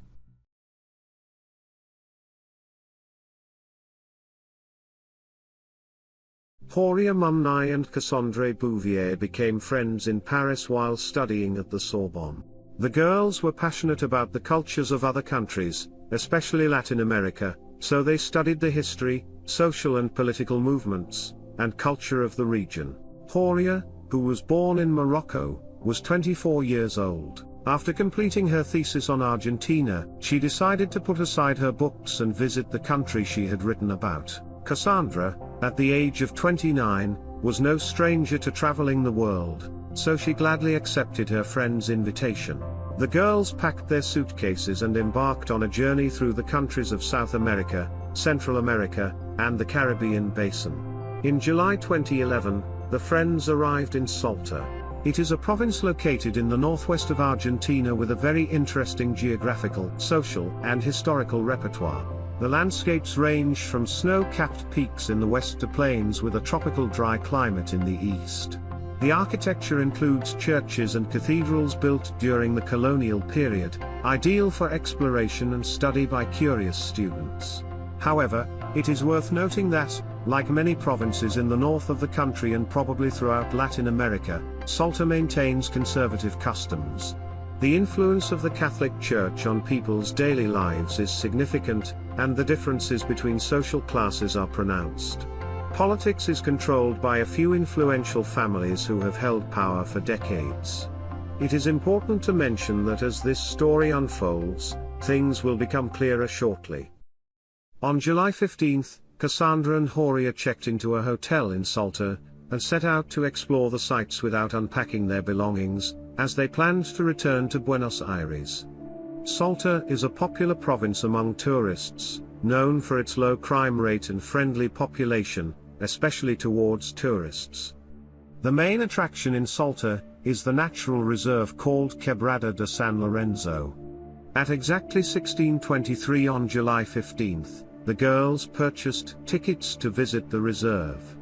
They decided not to hire a guide and ventured deep into the forest. From Buenos Aires, they were supposed to contact their families and inform them of the next city they planned to visit. However, no word was heard from them. On the 19th, unable to bear the uncertainty, their families reached out to Cassandra and Horia's acquaintances in Argentina and asked them to contact the police. 2 weeks later, a group of tourists from a neighboring town embarked on the same trail as the French girls. They arrived at the reserve quite late in the evening, but it was not unusual in this area. Around 1800 hours, one of the tourists separated from the group to find a secluded spot in the dense undergrowth. There, he noticed something resembling a body. Approaching and confirming that it was indeed a body, he screamed and rushed back to the group to inform them of his discovery. The police arrived at the reserve around 10 p.m. The tourists had not marked the exact location where they found the body, only mentioning that it was near a viewpoint. Therefore, in the darkness and amidst the dense vegetation, the police initially struggled to locate it. Eventually, they found the body, but before they could begin their work, they discovered 2 more victims just a few meters away. It turned out to be the 2 missing French tourists. The police developed several theories, including the possibility that the girls were accidentally shot by a local hunter, as many residents in the area hunt for food. Therefore, the search focused on local residents. The police arrested Francisco Tejeda, who worked as a horseback riding guide for tourists. However, he was released just a few days later as there was no evidence connecting him to the crime. His wife told the press that her husband was arrested solely because they were poor people. The police needed a scapegoat to appease public opinion. Immediately after the discovery of the bodies, the police shared with the press that they had been lying in the forest for about 3 days.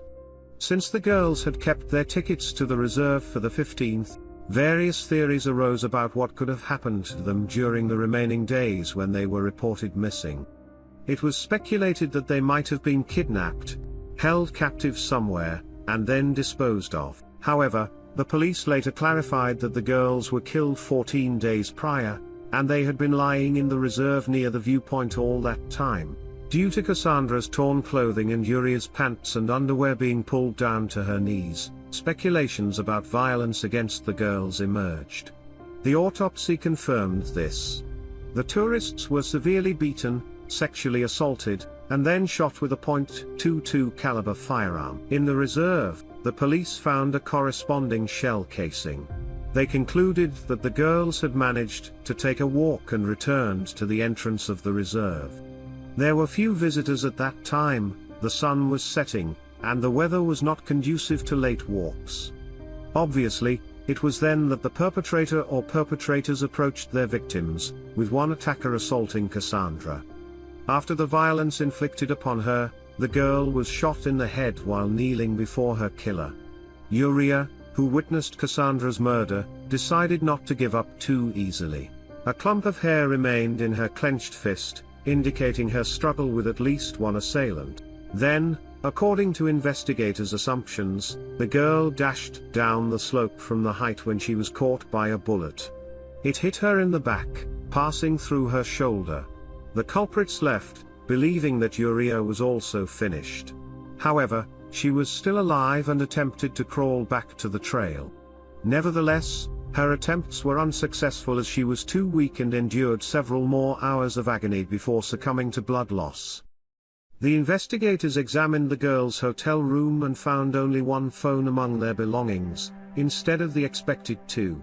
By determining the location of Uriah's phone, they discovered that a local girl named Maria Fernanda Cañizares, the daughter of a former police officer, was using it. They also found Uriah's camera in her possession. The girl claimed that these were gifts from her boyfriend, Gustavo Lossi. Gustavo, 23 years old, worked as a guide in the reserve, and his father sold tickets to tourists. It was Gustavo who had offered his services to the French girls, but they declined. Gustavo had changed the SIM card in the phone, thinking that would be enough to avoid detection. Not immediately, but Gustavo Lossi confessed to being present at the crime scene and participating in the violence. However, he claimed that he was not the instigator or the killer of the French girls but merely a witness. He recounted that upon hearing noise and running to the screams, he witnessed two men, 24-year-old Daniel Vilt, a stonemason, and 31-year-old Santos Clemente Vera, a gardener from the San Lorenzo plain, tormenting the girls. Supposedly, these men coerced him into participating in the violence and then allowed him to leave. However, he didn't forget to take the girl's phone and camera with him. However, during a search of Gustavo's home, the police discovered the weapon that fired the fatal shots. Uriah's camera helped the police establish the exact time of the attack on the French girls. The girls were enjoying sightseeing and took several photos just before embarking on a hike through the reserve. 2 hours and 5 minutes later, at 6:28 p.m., the tourists took their last photo, which turned out blurry and unclear, allowing investigators to speculate that the attack occurred precisely at that moment. All three men were charged with murder. Witnesses immediately came forward, pointing to Vilt as the person who attempted to sell a rifle. However, he had a solid alibi as he was at a bank during the time of the attack and could prove it. In 2014, Gustavo Lossi was sentenced to 30 years in prison, while Vera was released due to insufficient evidence and his denial of guilt. He also claimed to have an alibi. However, the prosecutor demanded a review of the case, and in 2016, both men were sentenced to life imprisonment. It seemed that one of the most high-profile cases in Argentine history had reached its conclusion. But no, the story doesn't end there. French journalist Jean-Charles Chattard dedicated 4 years to his own investigation of this case and wrote a book presenting his arguments as to why the girls couldn't have been killed in the nature reserve on July 15, as the investigators claim. The journalist is convinced that the girls didn't die in the reserve, their bodies were simply brought there after the murder. Firstly, even after a short walk in the reserve, his shoes were covered in dust and dirt, unlike the victim's shoes. The girls couldn't have taken such a path, then endured violence, fought for their lives, and still had clean shoes. Secondly, the appearance of the tourists, in general, was strange. Their clothing was more suited for an evening event in the city rather than a hike in the nature reserve. The next strange thing is that the bodies lay in Quebrada de San Lorenzo for 2 weeks. The reserve is a wild, open area inhabited by pumas, foxes, and condors. After such a period, the police could have found completely gnawed bones. However, the bodies were discovered without a single bite mark. Not to mention that they were lying in a popular reserve near a frequently visited viewpoint. Finally, The pathologist who examined the bodies confidently stated that they were killed 3 to a maximum of 5 days before the autopsy. Regarding the date of the murders, the doctor is categorical and indicated in the report that it was July 26, 2011. Remarkably, the judge who led the investigation changed this date to July 15. Could it be possible that the judge intentionally manipulated the facts to protect someone?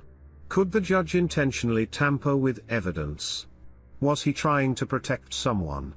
This is exactly what Nestor Piccolo, the commissioner in charge of the investigation, was convinced of, and it may have cost him his life. Commissioner Piccolo died under mysterious circumstances 4 months after the start of the investigation. He was found at the entrance of the commissioner's office, with a bullet in his head. His mother stated that it was her son's decision, but she is certain that he was killed, and it was an execution. No traces of gunpowder were found on Nestor's hands, and before his death, he was working on a new version. According to Clemente Vera, he is innocent, and Gustavo Lossi is simply an accomplice of the real criminals, representatives of the upper classes of the province. Nicholas's investigation worried many people who wanted to hide the truth, including the judge. And the influential local families could not allow the light to be shed on the deaths of the French girls.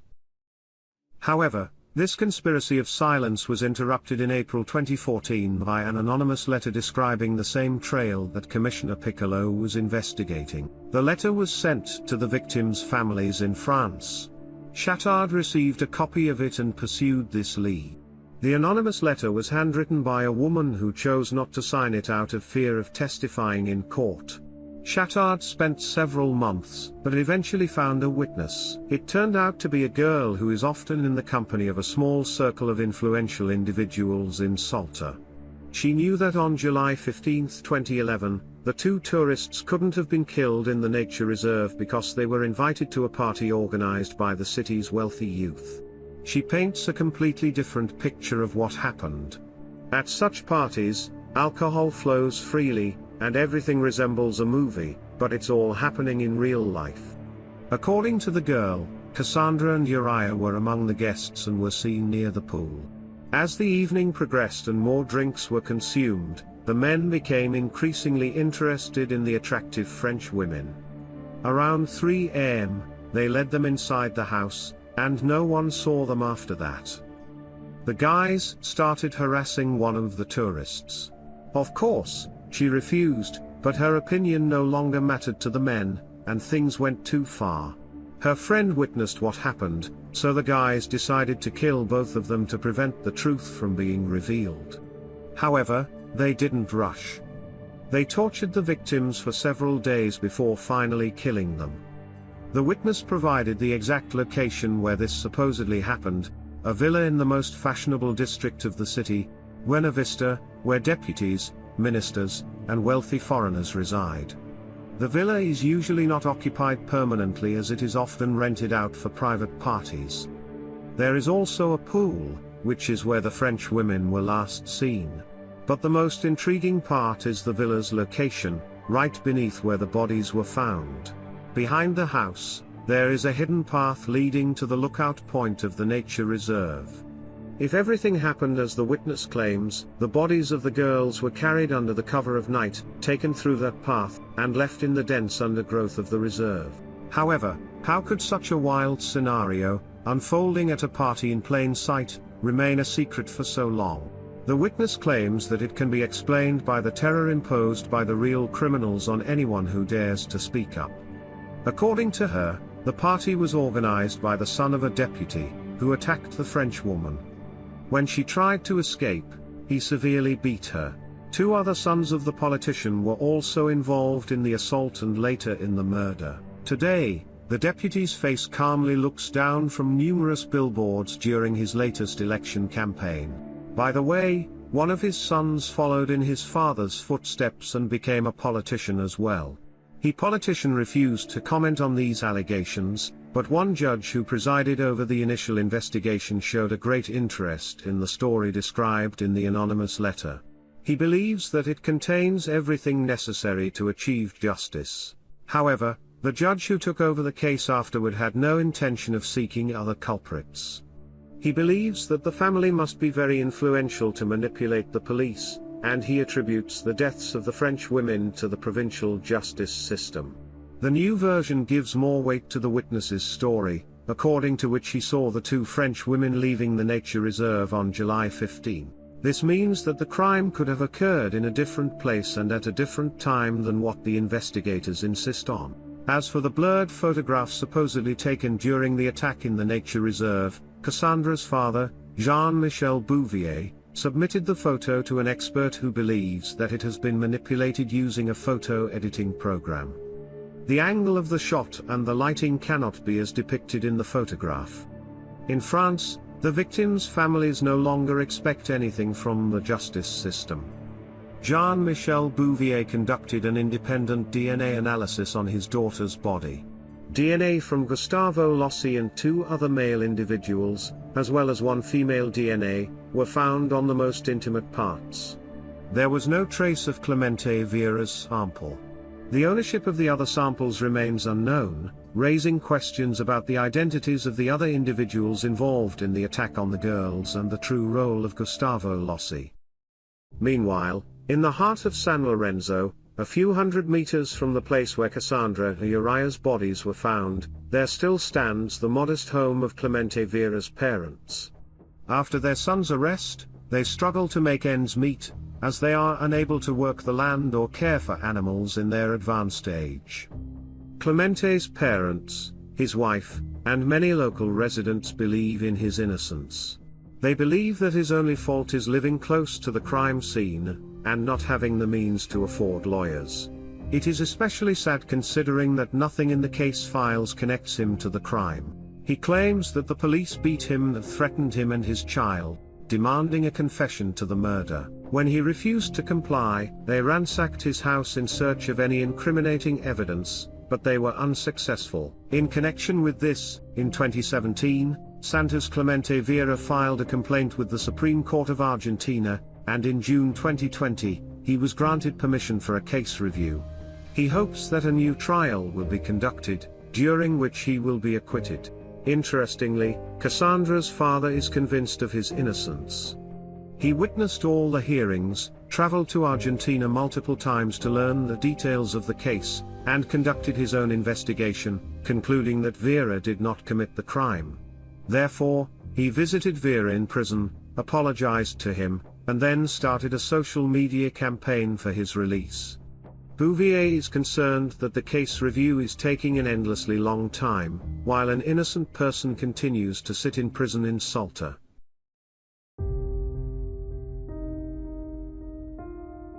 On November 25, 2013, on the International Day for the Elimination of Violence Against Women, a monument was solemnly unveiled in memory of Cassandra and Uriah. Alfredo Garzon, a sculptor from Salta who lived in Paris, responded to Jean-Michel Bouvier's request to take on this work. By depicting an outstretched hand, eyes, and the face with an anguished expression, Alfredo managed to create a very powerful image conveying the pain, horror, and suffering that the girls went through. The sculpture is located in the San Lorenzo ravine, where the victims' bodies were found.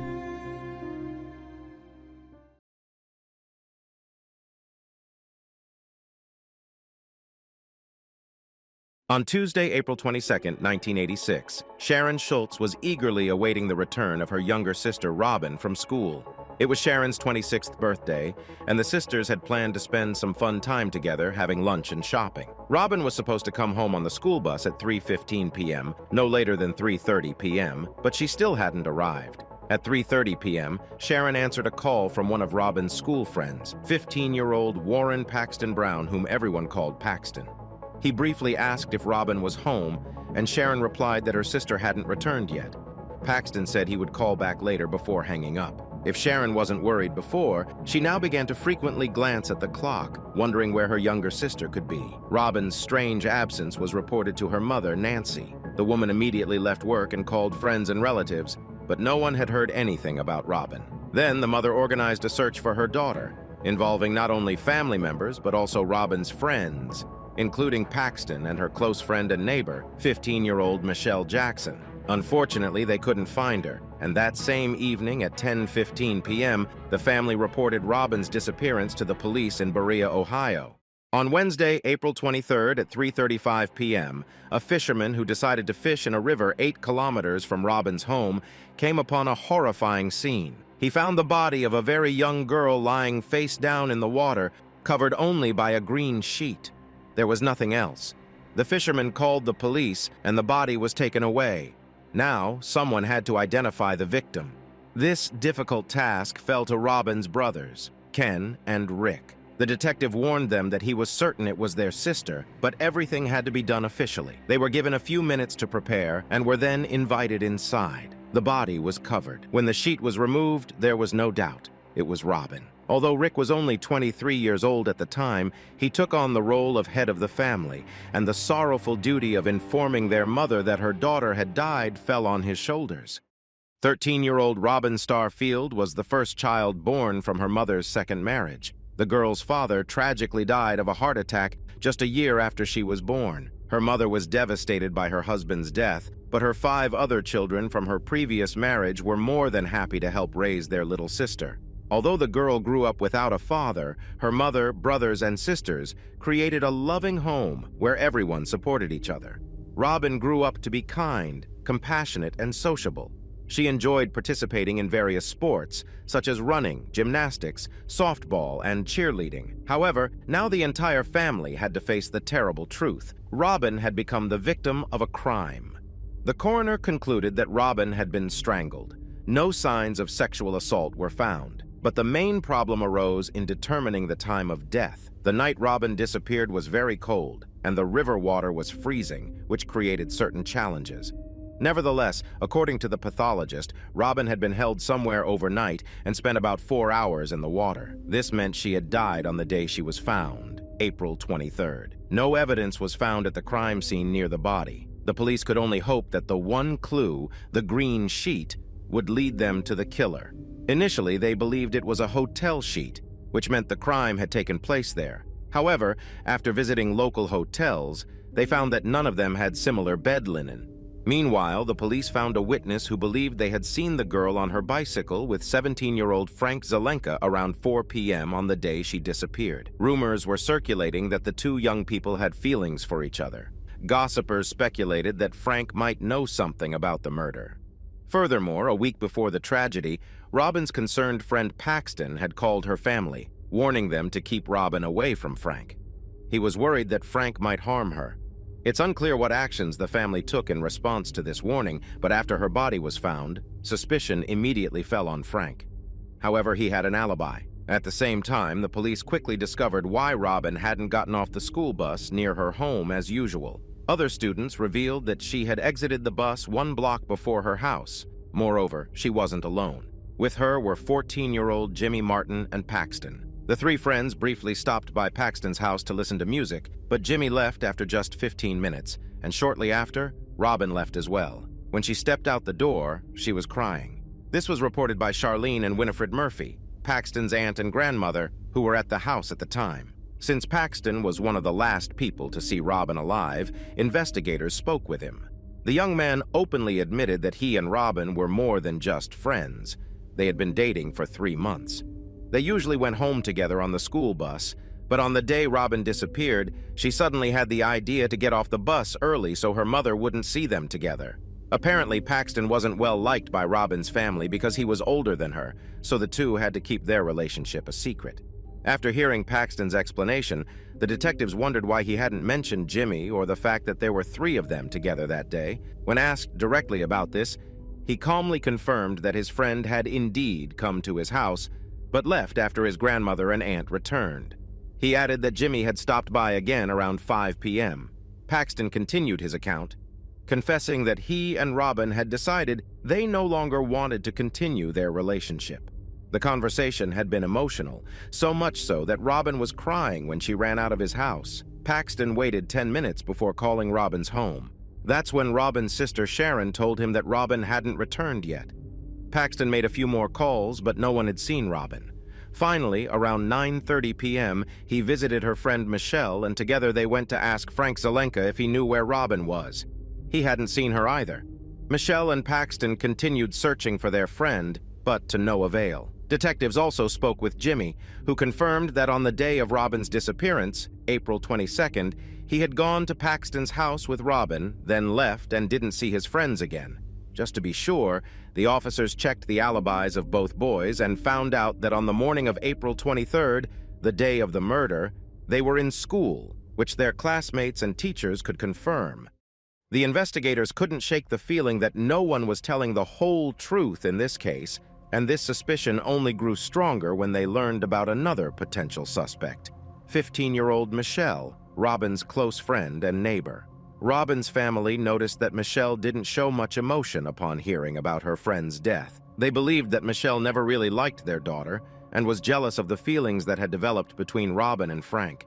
By a strange coincidence, the so-called friends had quarreled just before Robin's mysterious disappearance. Robin felt betrayed when she found out that Michelle and Paxton had secretly kissed, though it's unclear whether this happened while Robin and Paxton were dating or not. Regardless, Robin was furious and even wrote Michelle a note in which she insulted her. Michelle's response was far worse. She replied to Robin with a letter of her own, equally harsh in tone, and at the end, she drew something that sent chills down the spine, a disturbing picture of a gravestone with Robin's name on it. When questioned by the police, Michelle explained that the drawing symbolized the end of their friendship and nothing more. However, the detectives' suspicions deepened, especially given the possibility that Michelle and Paxton's relationship might have developed behind Robin's back.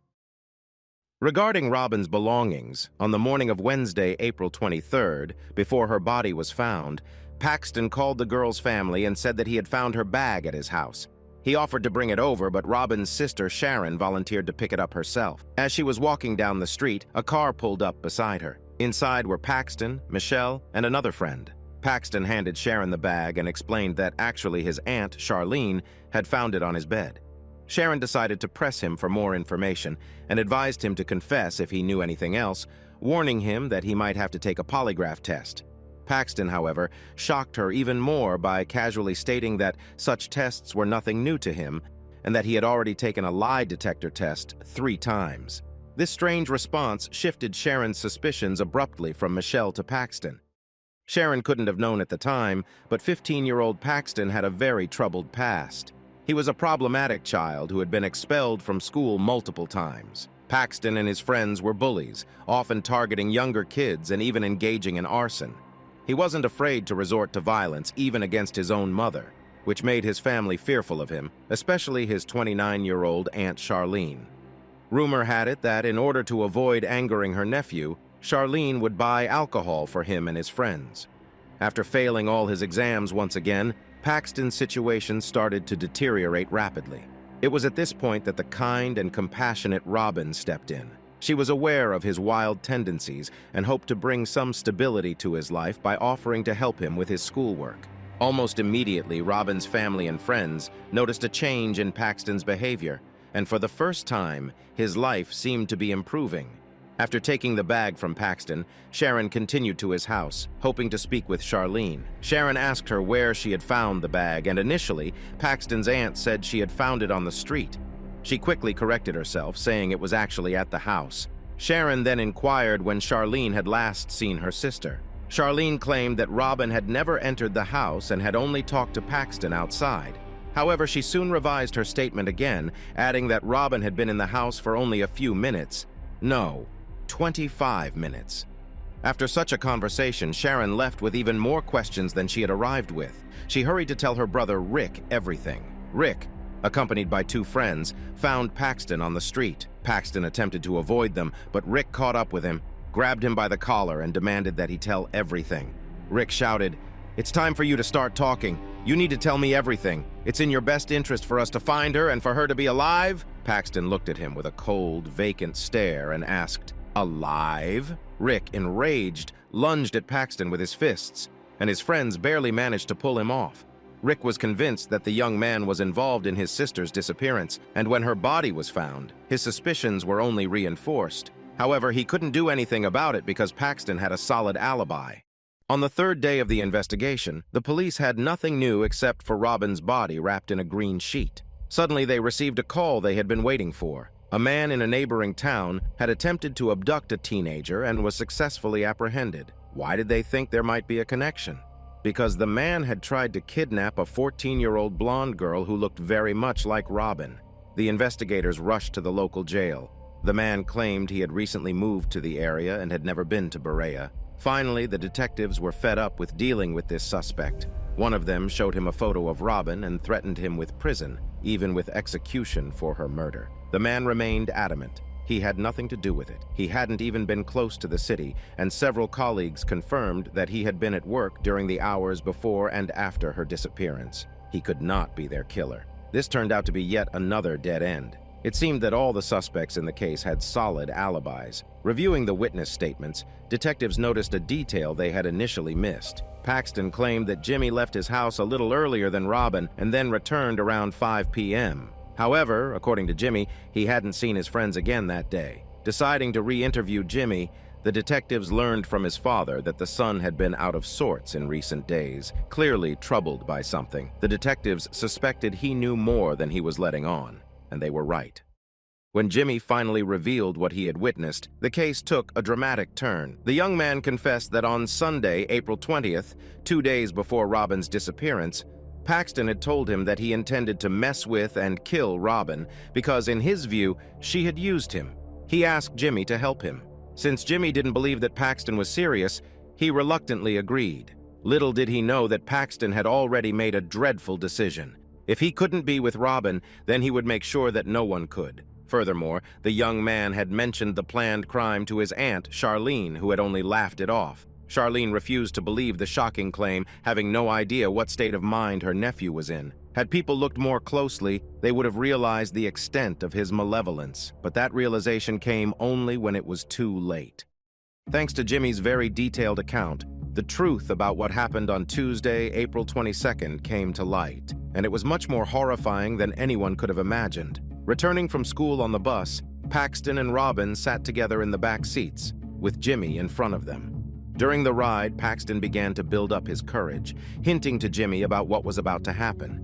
Paxton lured Robin to his house under the pretense of her listening to a cassette. She agreed. When the three of them arrived at Paxton's house, he instructed Jimmy to turn up the volume on the radio. Jimmy complied. Paxton then sat on the bed next to Robin. The young man asked her to rekindle their romantic relationship, but Robin refused. When she tried to leave the room, Paxton blocked her way and refused to let her out.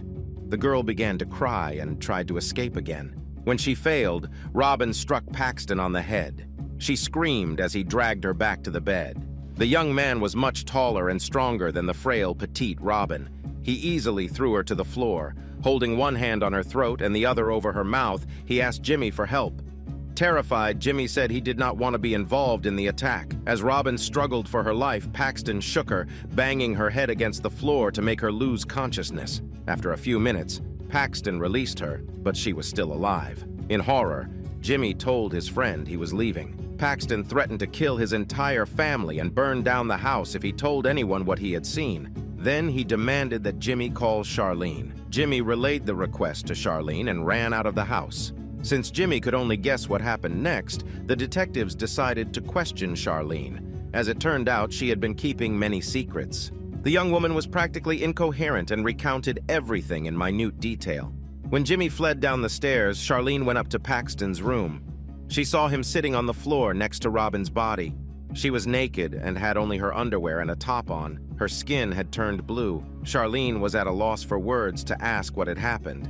Paxton said he was finishing it up and then said, "I need to talk to Jimmy," and ran outside. Charlene was left alone with Robin's body in horror. Paxton's mother, Linda, returned home around 4:30 p.m., which her son did not expect. Charlene did not tell her about the crime that had happened right upstairs and did not call the police, fearing how Paxton would react. A few minutes after his mother arrived, Paxton told his family he would be in his room for the next 2 hours and demanded not to be disturbed. During this time, his mother left the house again, and Paxton saw an opportunity to talk to Charlene so that his mother could not overhear the conversation. He asked her to come upstairs, where she found Robin fully naked on the bedroom floor. The two of them did not know what to do next. In the end, Paxton folded the victim's clothes into a bag, and Charlene handed him a green sheet from the closet. Paxton wrapped Robin in the sheet, and the two of them carried the body downstairs and placed it in Charlene's van. They drove to Robin's house, where Robin's sister Sharon came out with her German Shepherd. The young man asked how the search for the girl was progressing. Interestingly, he never asked if Robin had returned home, but rather if they had found her. The dog was going wild, barking and growling. Sharon thought it was because the dog did not like Paxton, but it turned out that Robin's body was only a few steps away. Paxton told Sharon that he and his aunt would also try to search for Robin. In reality, they headed to a bridge over the river in the park. There, they disposed of Robin's body. They then stopped at a dumpster behind a store, where Paxton discarded her clothes. Afterward, the aunt and nephew returned home around 9 p.m. Thus, Robin was killed before 4 p.m. on the day of her disappearance, 12 hours earlier than previously suspected. Due to the icy water in the river where the body was found, the pathologist was mistaken, which significantly slowed the investigation. In the days following, Paxton, Charlene, and Jimmy lied to the family, Robin's friends, and the police about what happened. No one could have imagined the twisted thoughts of the 15-year-old boy and his insane ideas that Robin's life only mattered if she was with him. On May 1, 1986, Paxton and his aunt were arrested. While in custody, the young man wrote a letter attempting to provide his version of the events. However, much of what he wrote did not match the accounts of Jimmy and Charlene. He tried to blame anyone but himself for the murder, claiming that the girl had struck him with a baseball bat, prompting him to grab the bat and hit her in return. However, the pathologist determined that the cause of death was strangulation. Paxton was tried as an adult and charged with murder with aggravating circumstances. Of course, the prosecutor feared that the defendant's young age might work in his favor, but the testimony of Jimmy and Charlene was so full of shocking details that Paxton was found guilty. He was sentenced to life imprisonment with the possibility of parole after 20 years. His 29-year-old aunt, Charlene, who had helped her nephew dispose of the body, pleaded guilty to tampering with evidence and was sentenced to 5 years probation. The Robin family found this a mockery of justice. Charlene, who was a mother herself, revealed that she had heard disturbing noises from the bedroom but did not even get up to see what was happening. She then helped her murderer nephew dispose of the body of the 13-year-old victim. 37 years have passed since Robin's murder, and Paxton claims to have become a new person and reformed, but the victim's family does not believe this and does everything possible to ensure that each time the parole board denies him release. Paxton does not give up and has created a petition for his release. He admitted to his actions, saying, "I committed this crime, I take full responsibility for it, and I know there is nothing I can do to bring Robin back." Nevertheless, he asked concerned people to sign the petition to give him a second chance. The Robin family quickly shut down these attempts by creating their own petition against his release. As long as they can keep their daughter's killer behind bars, they will do everything possible to ensure it remains that way in the future.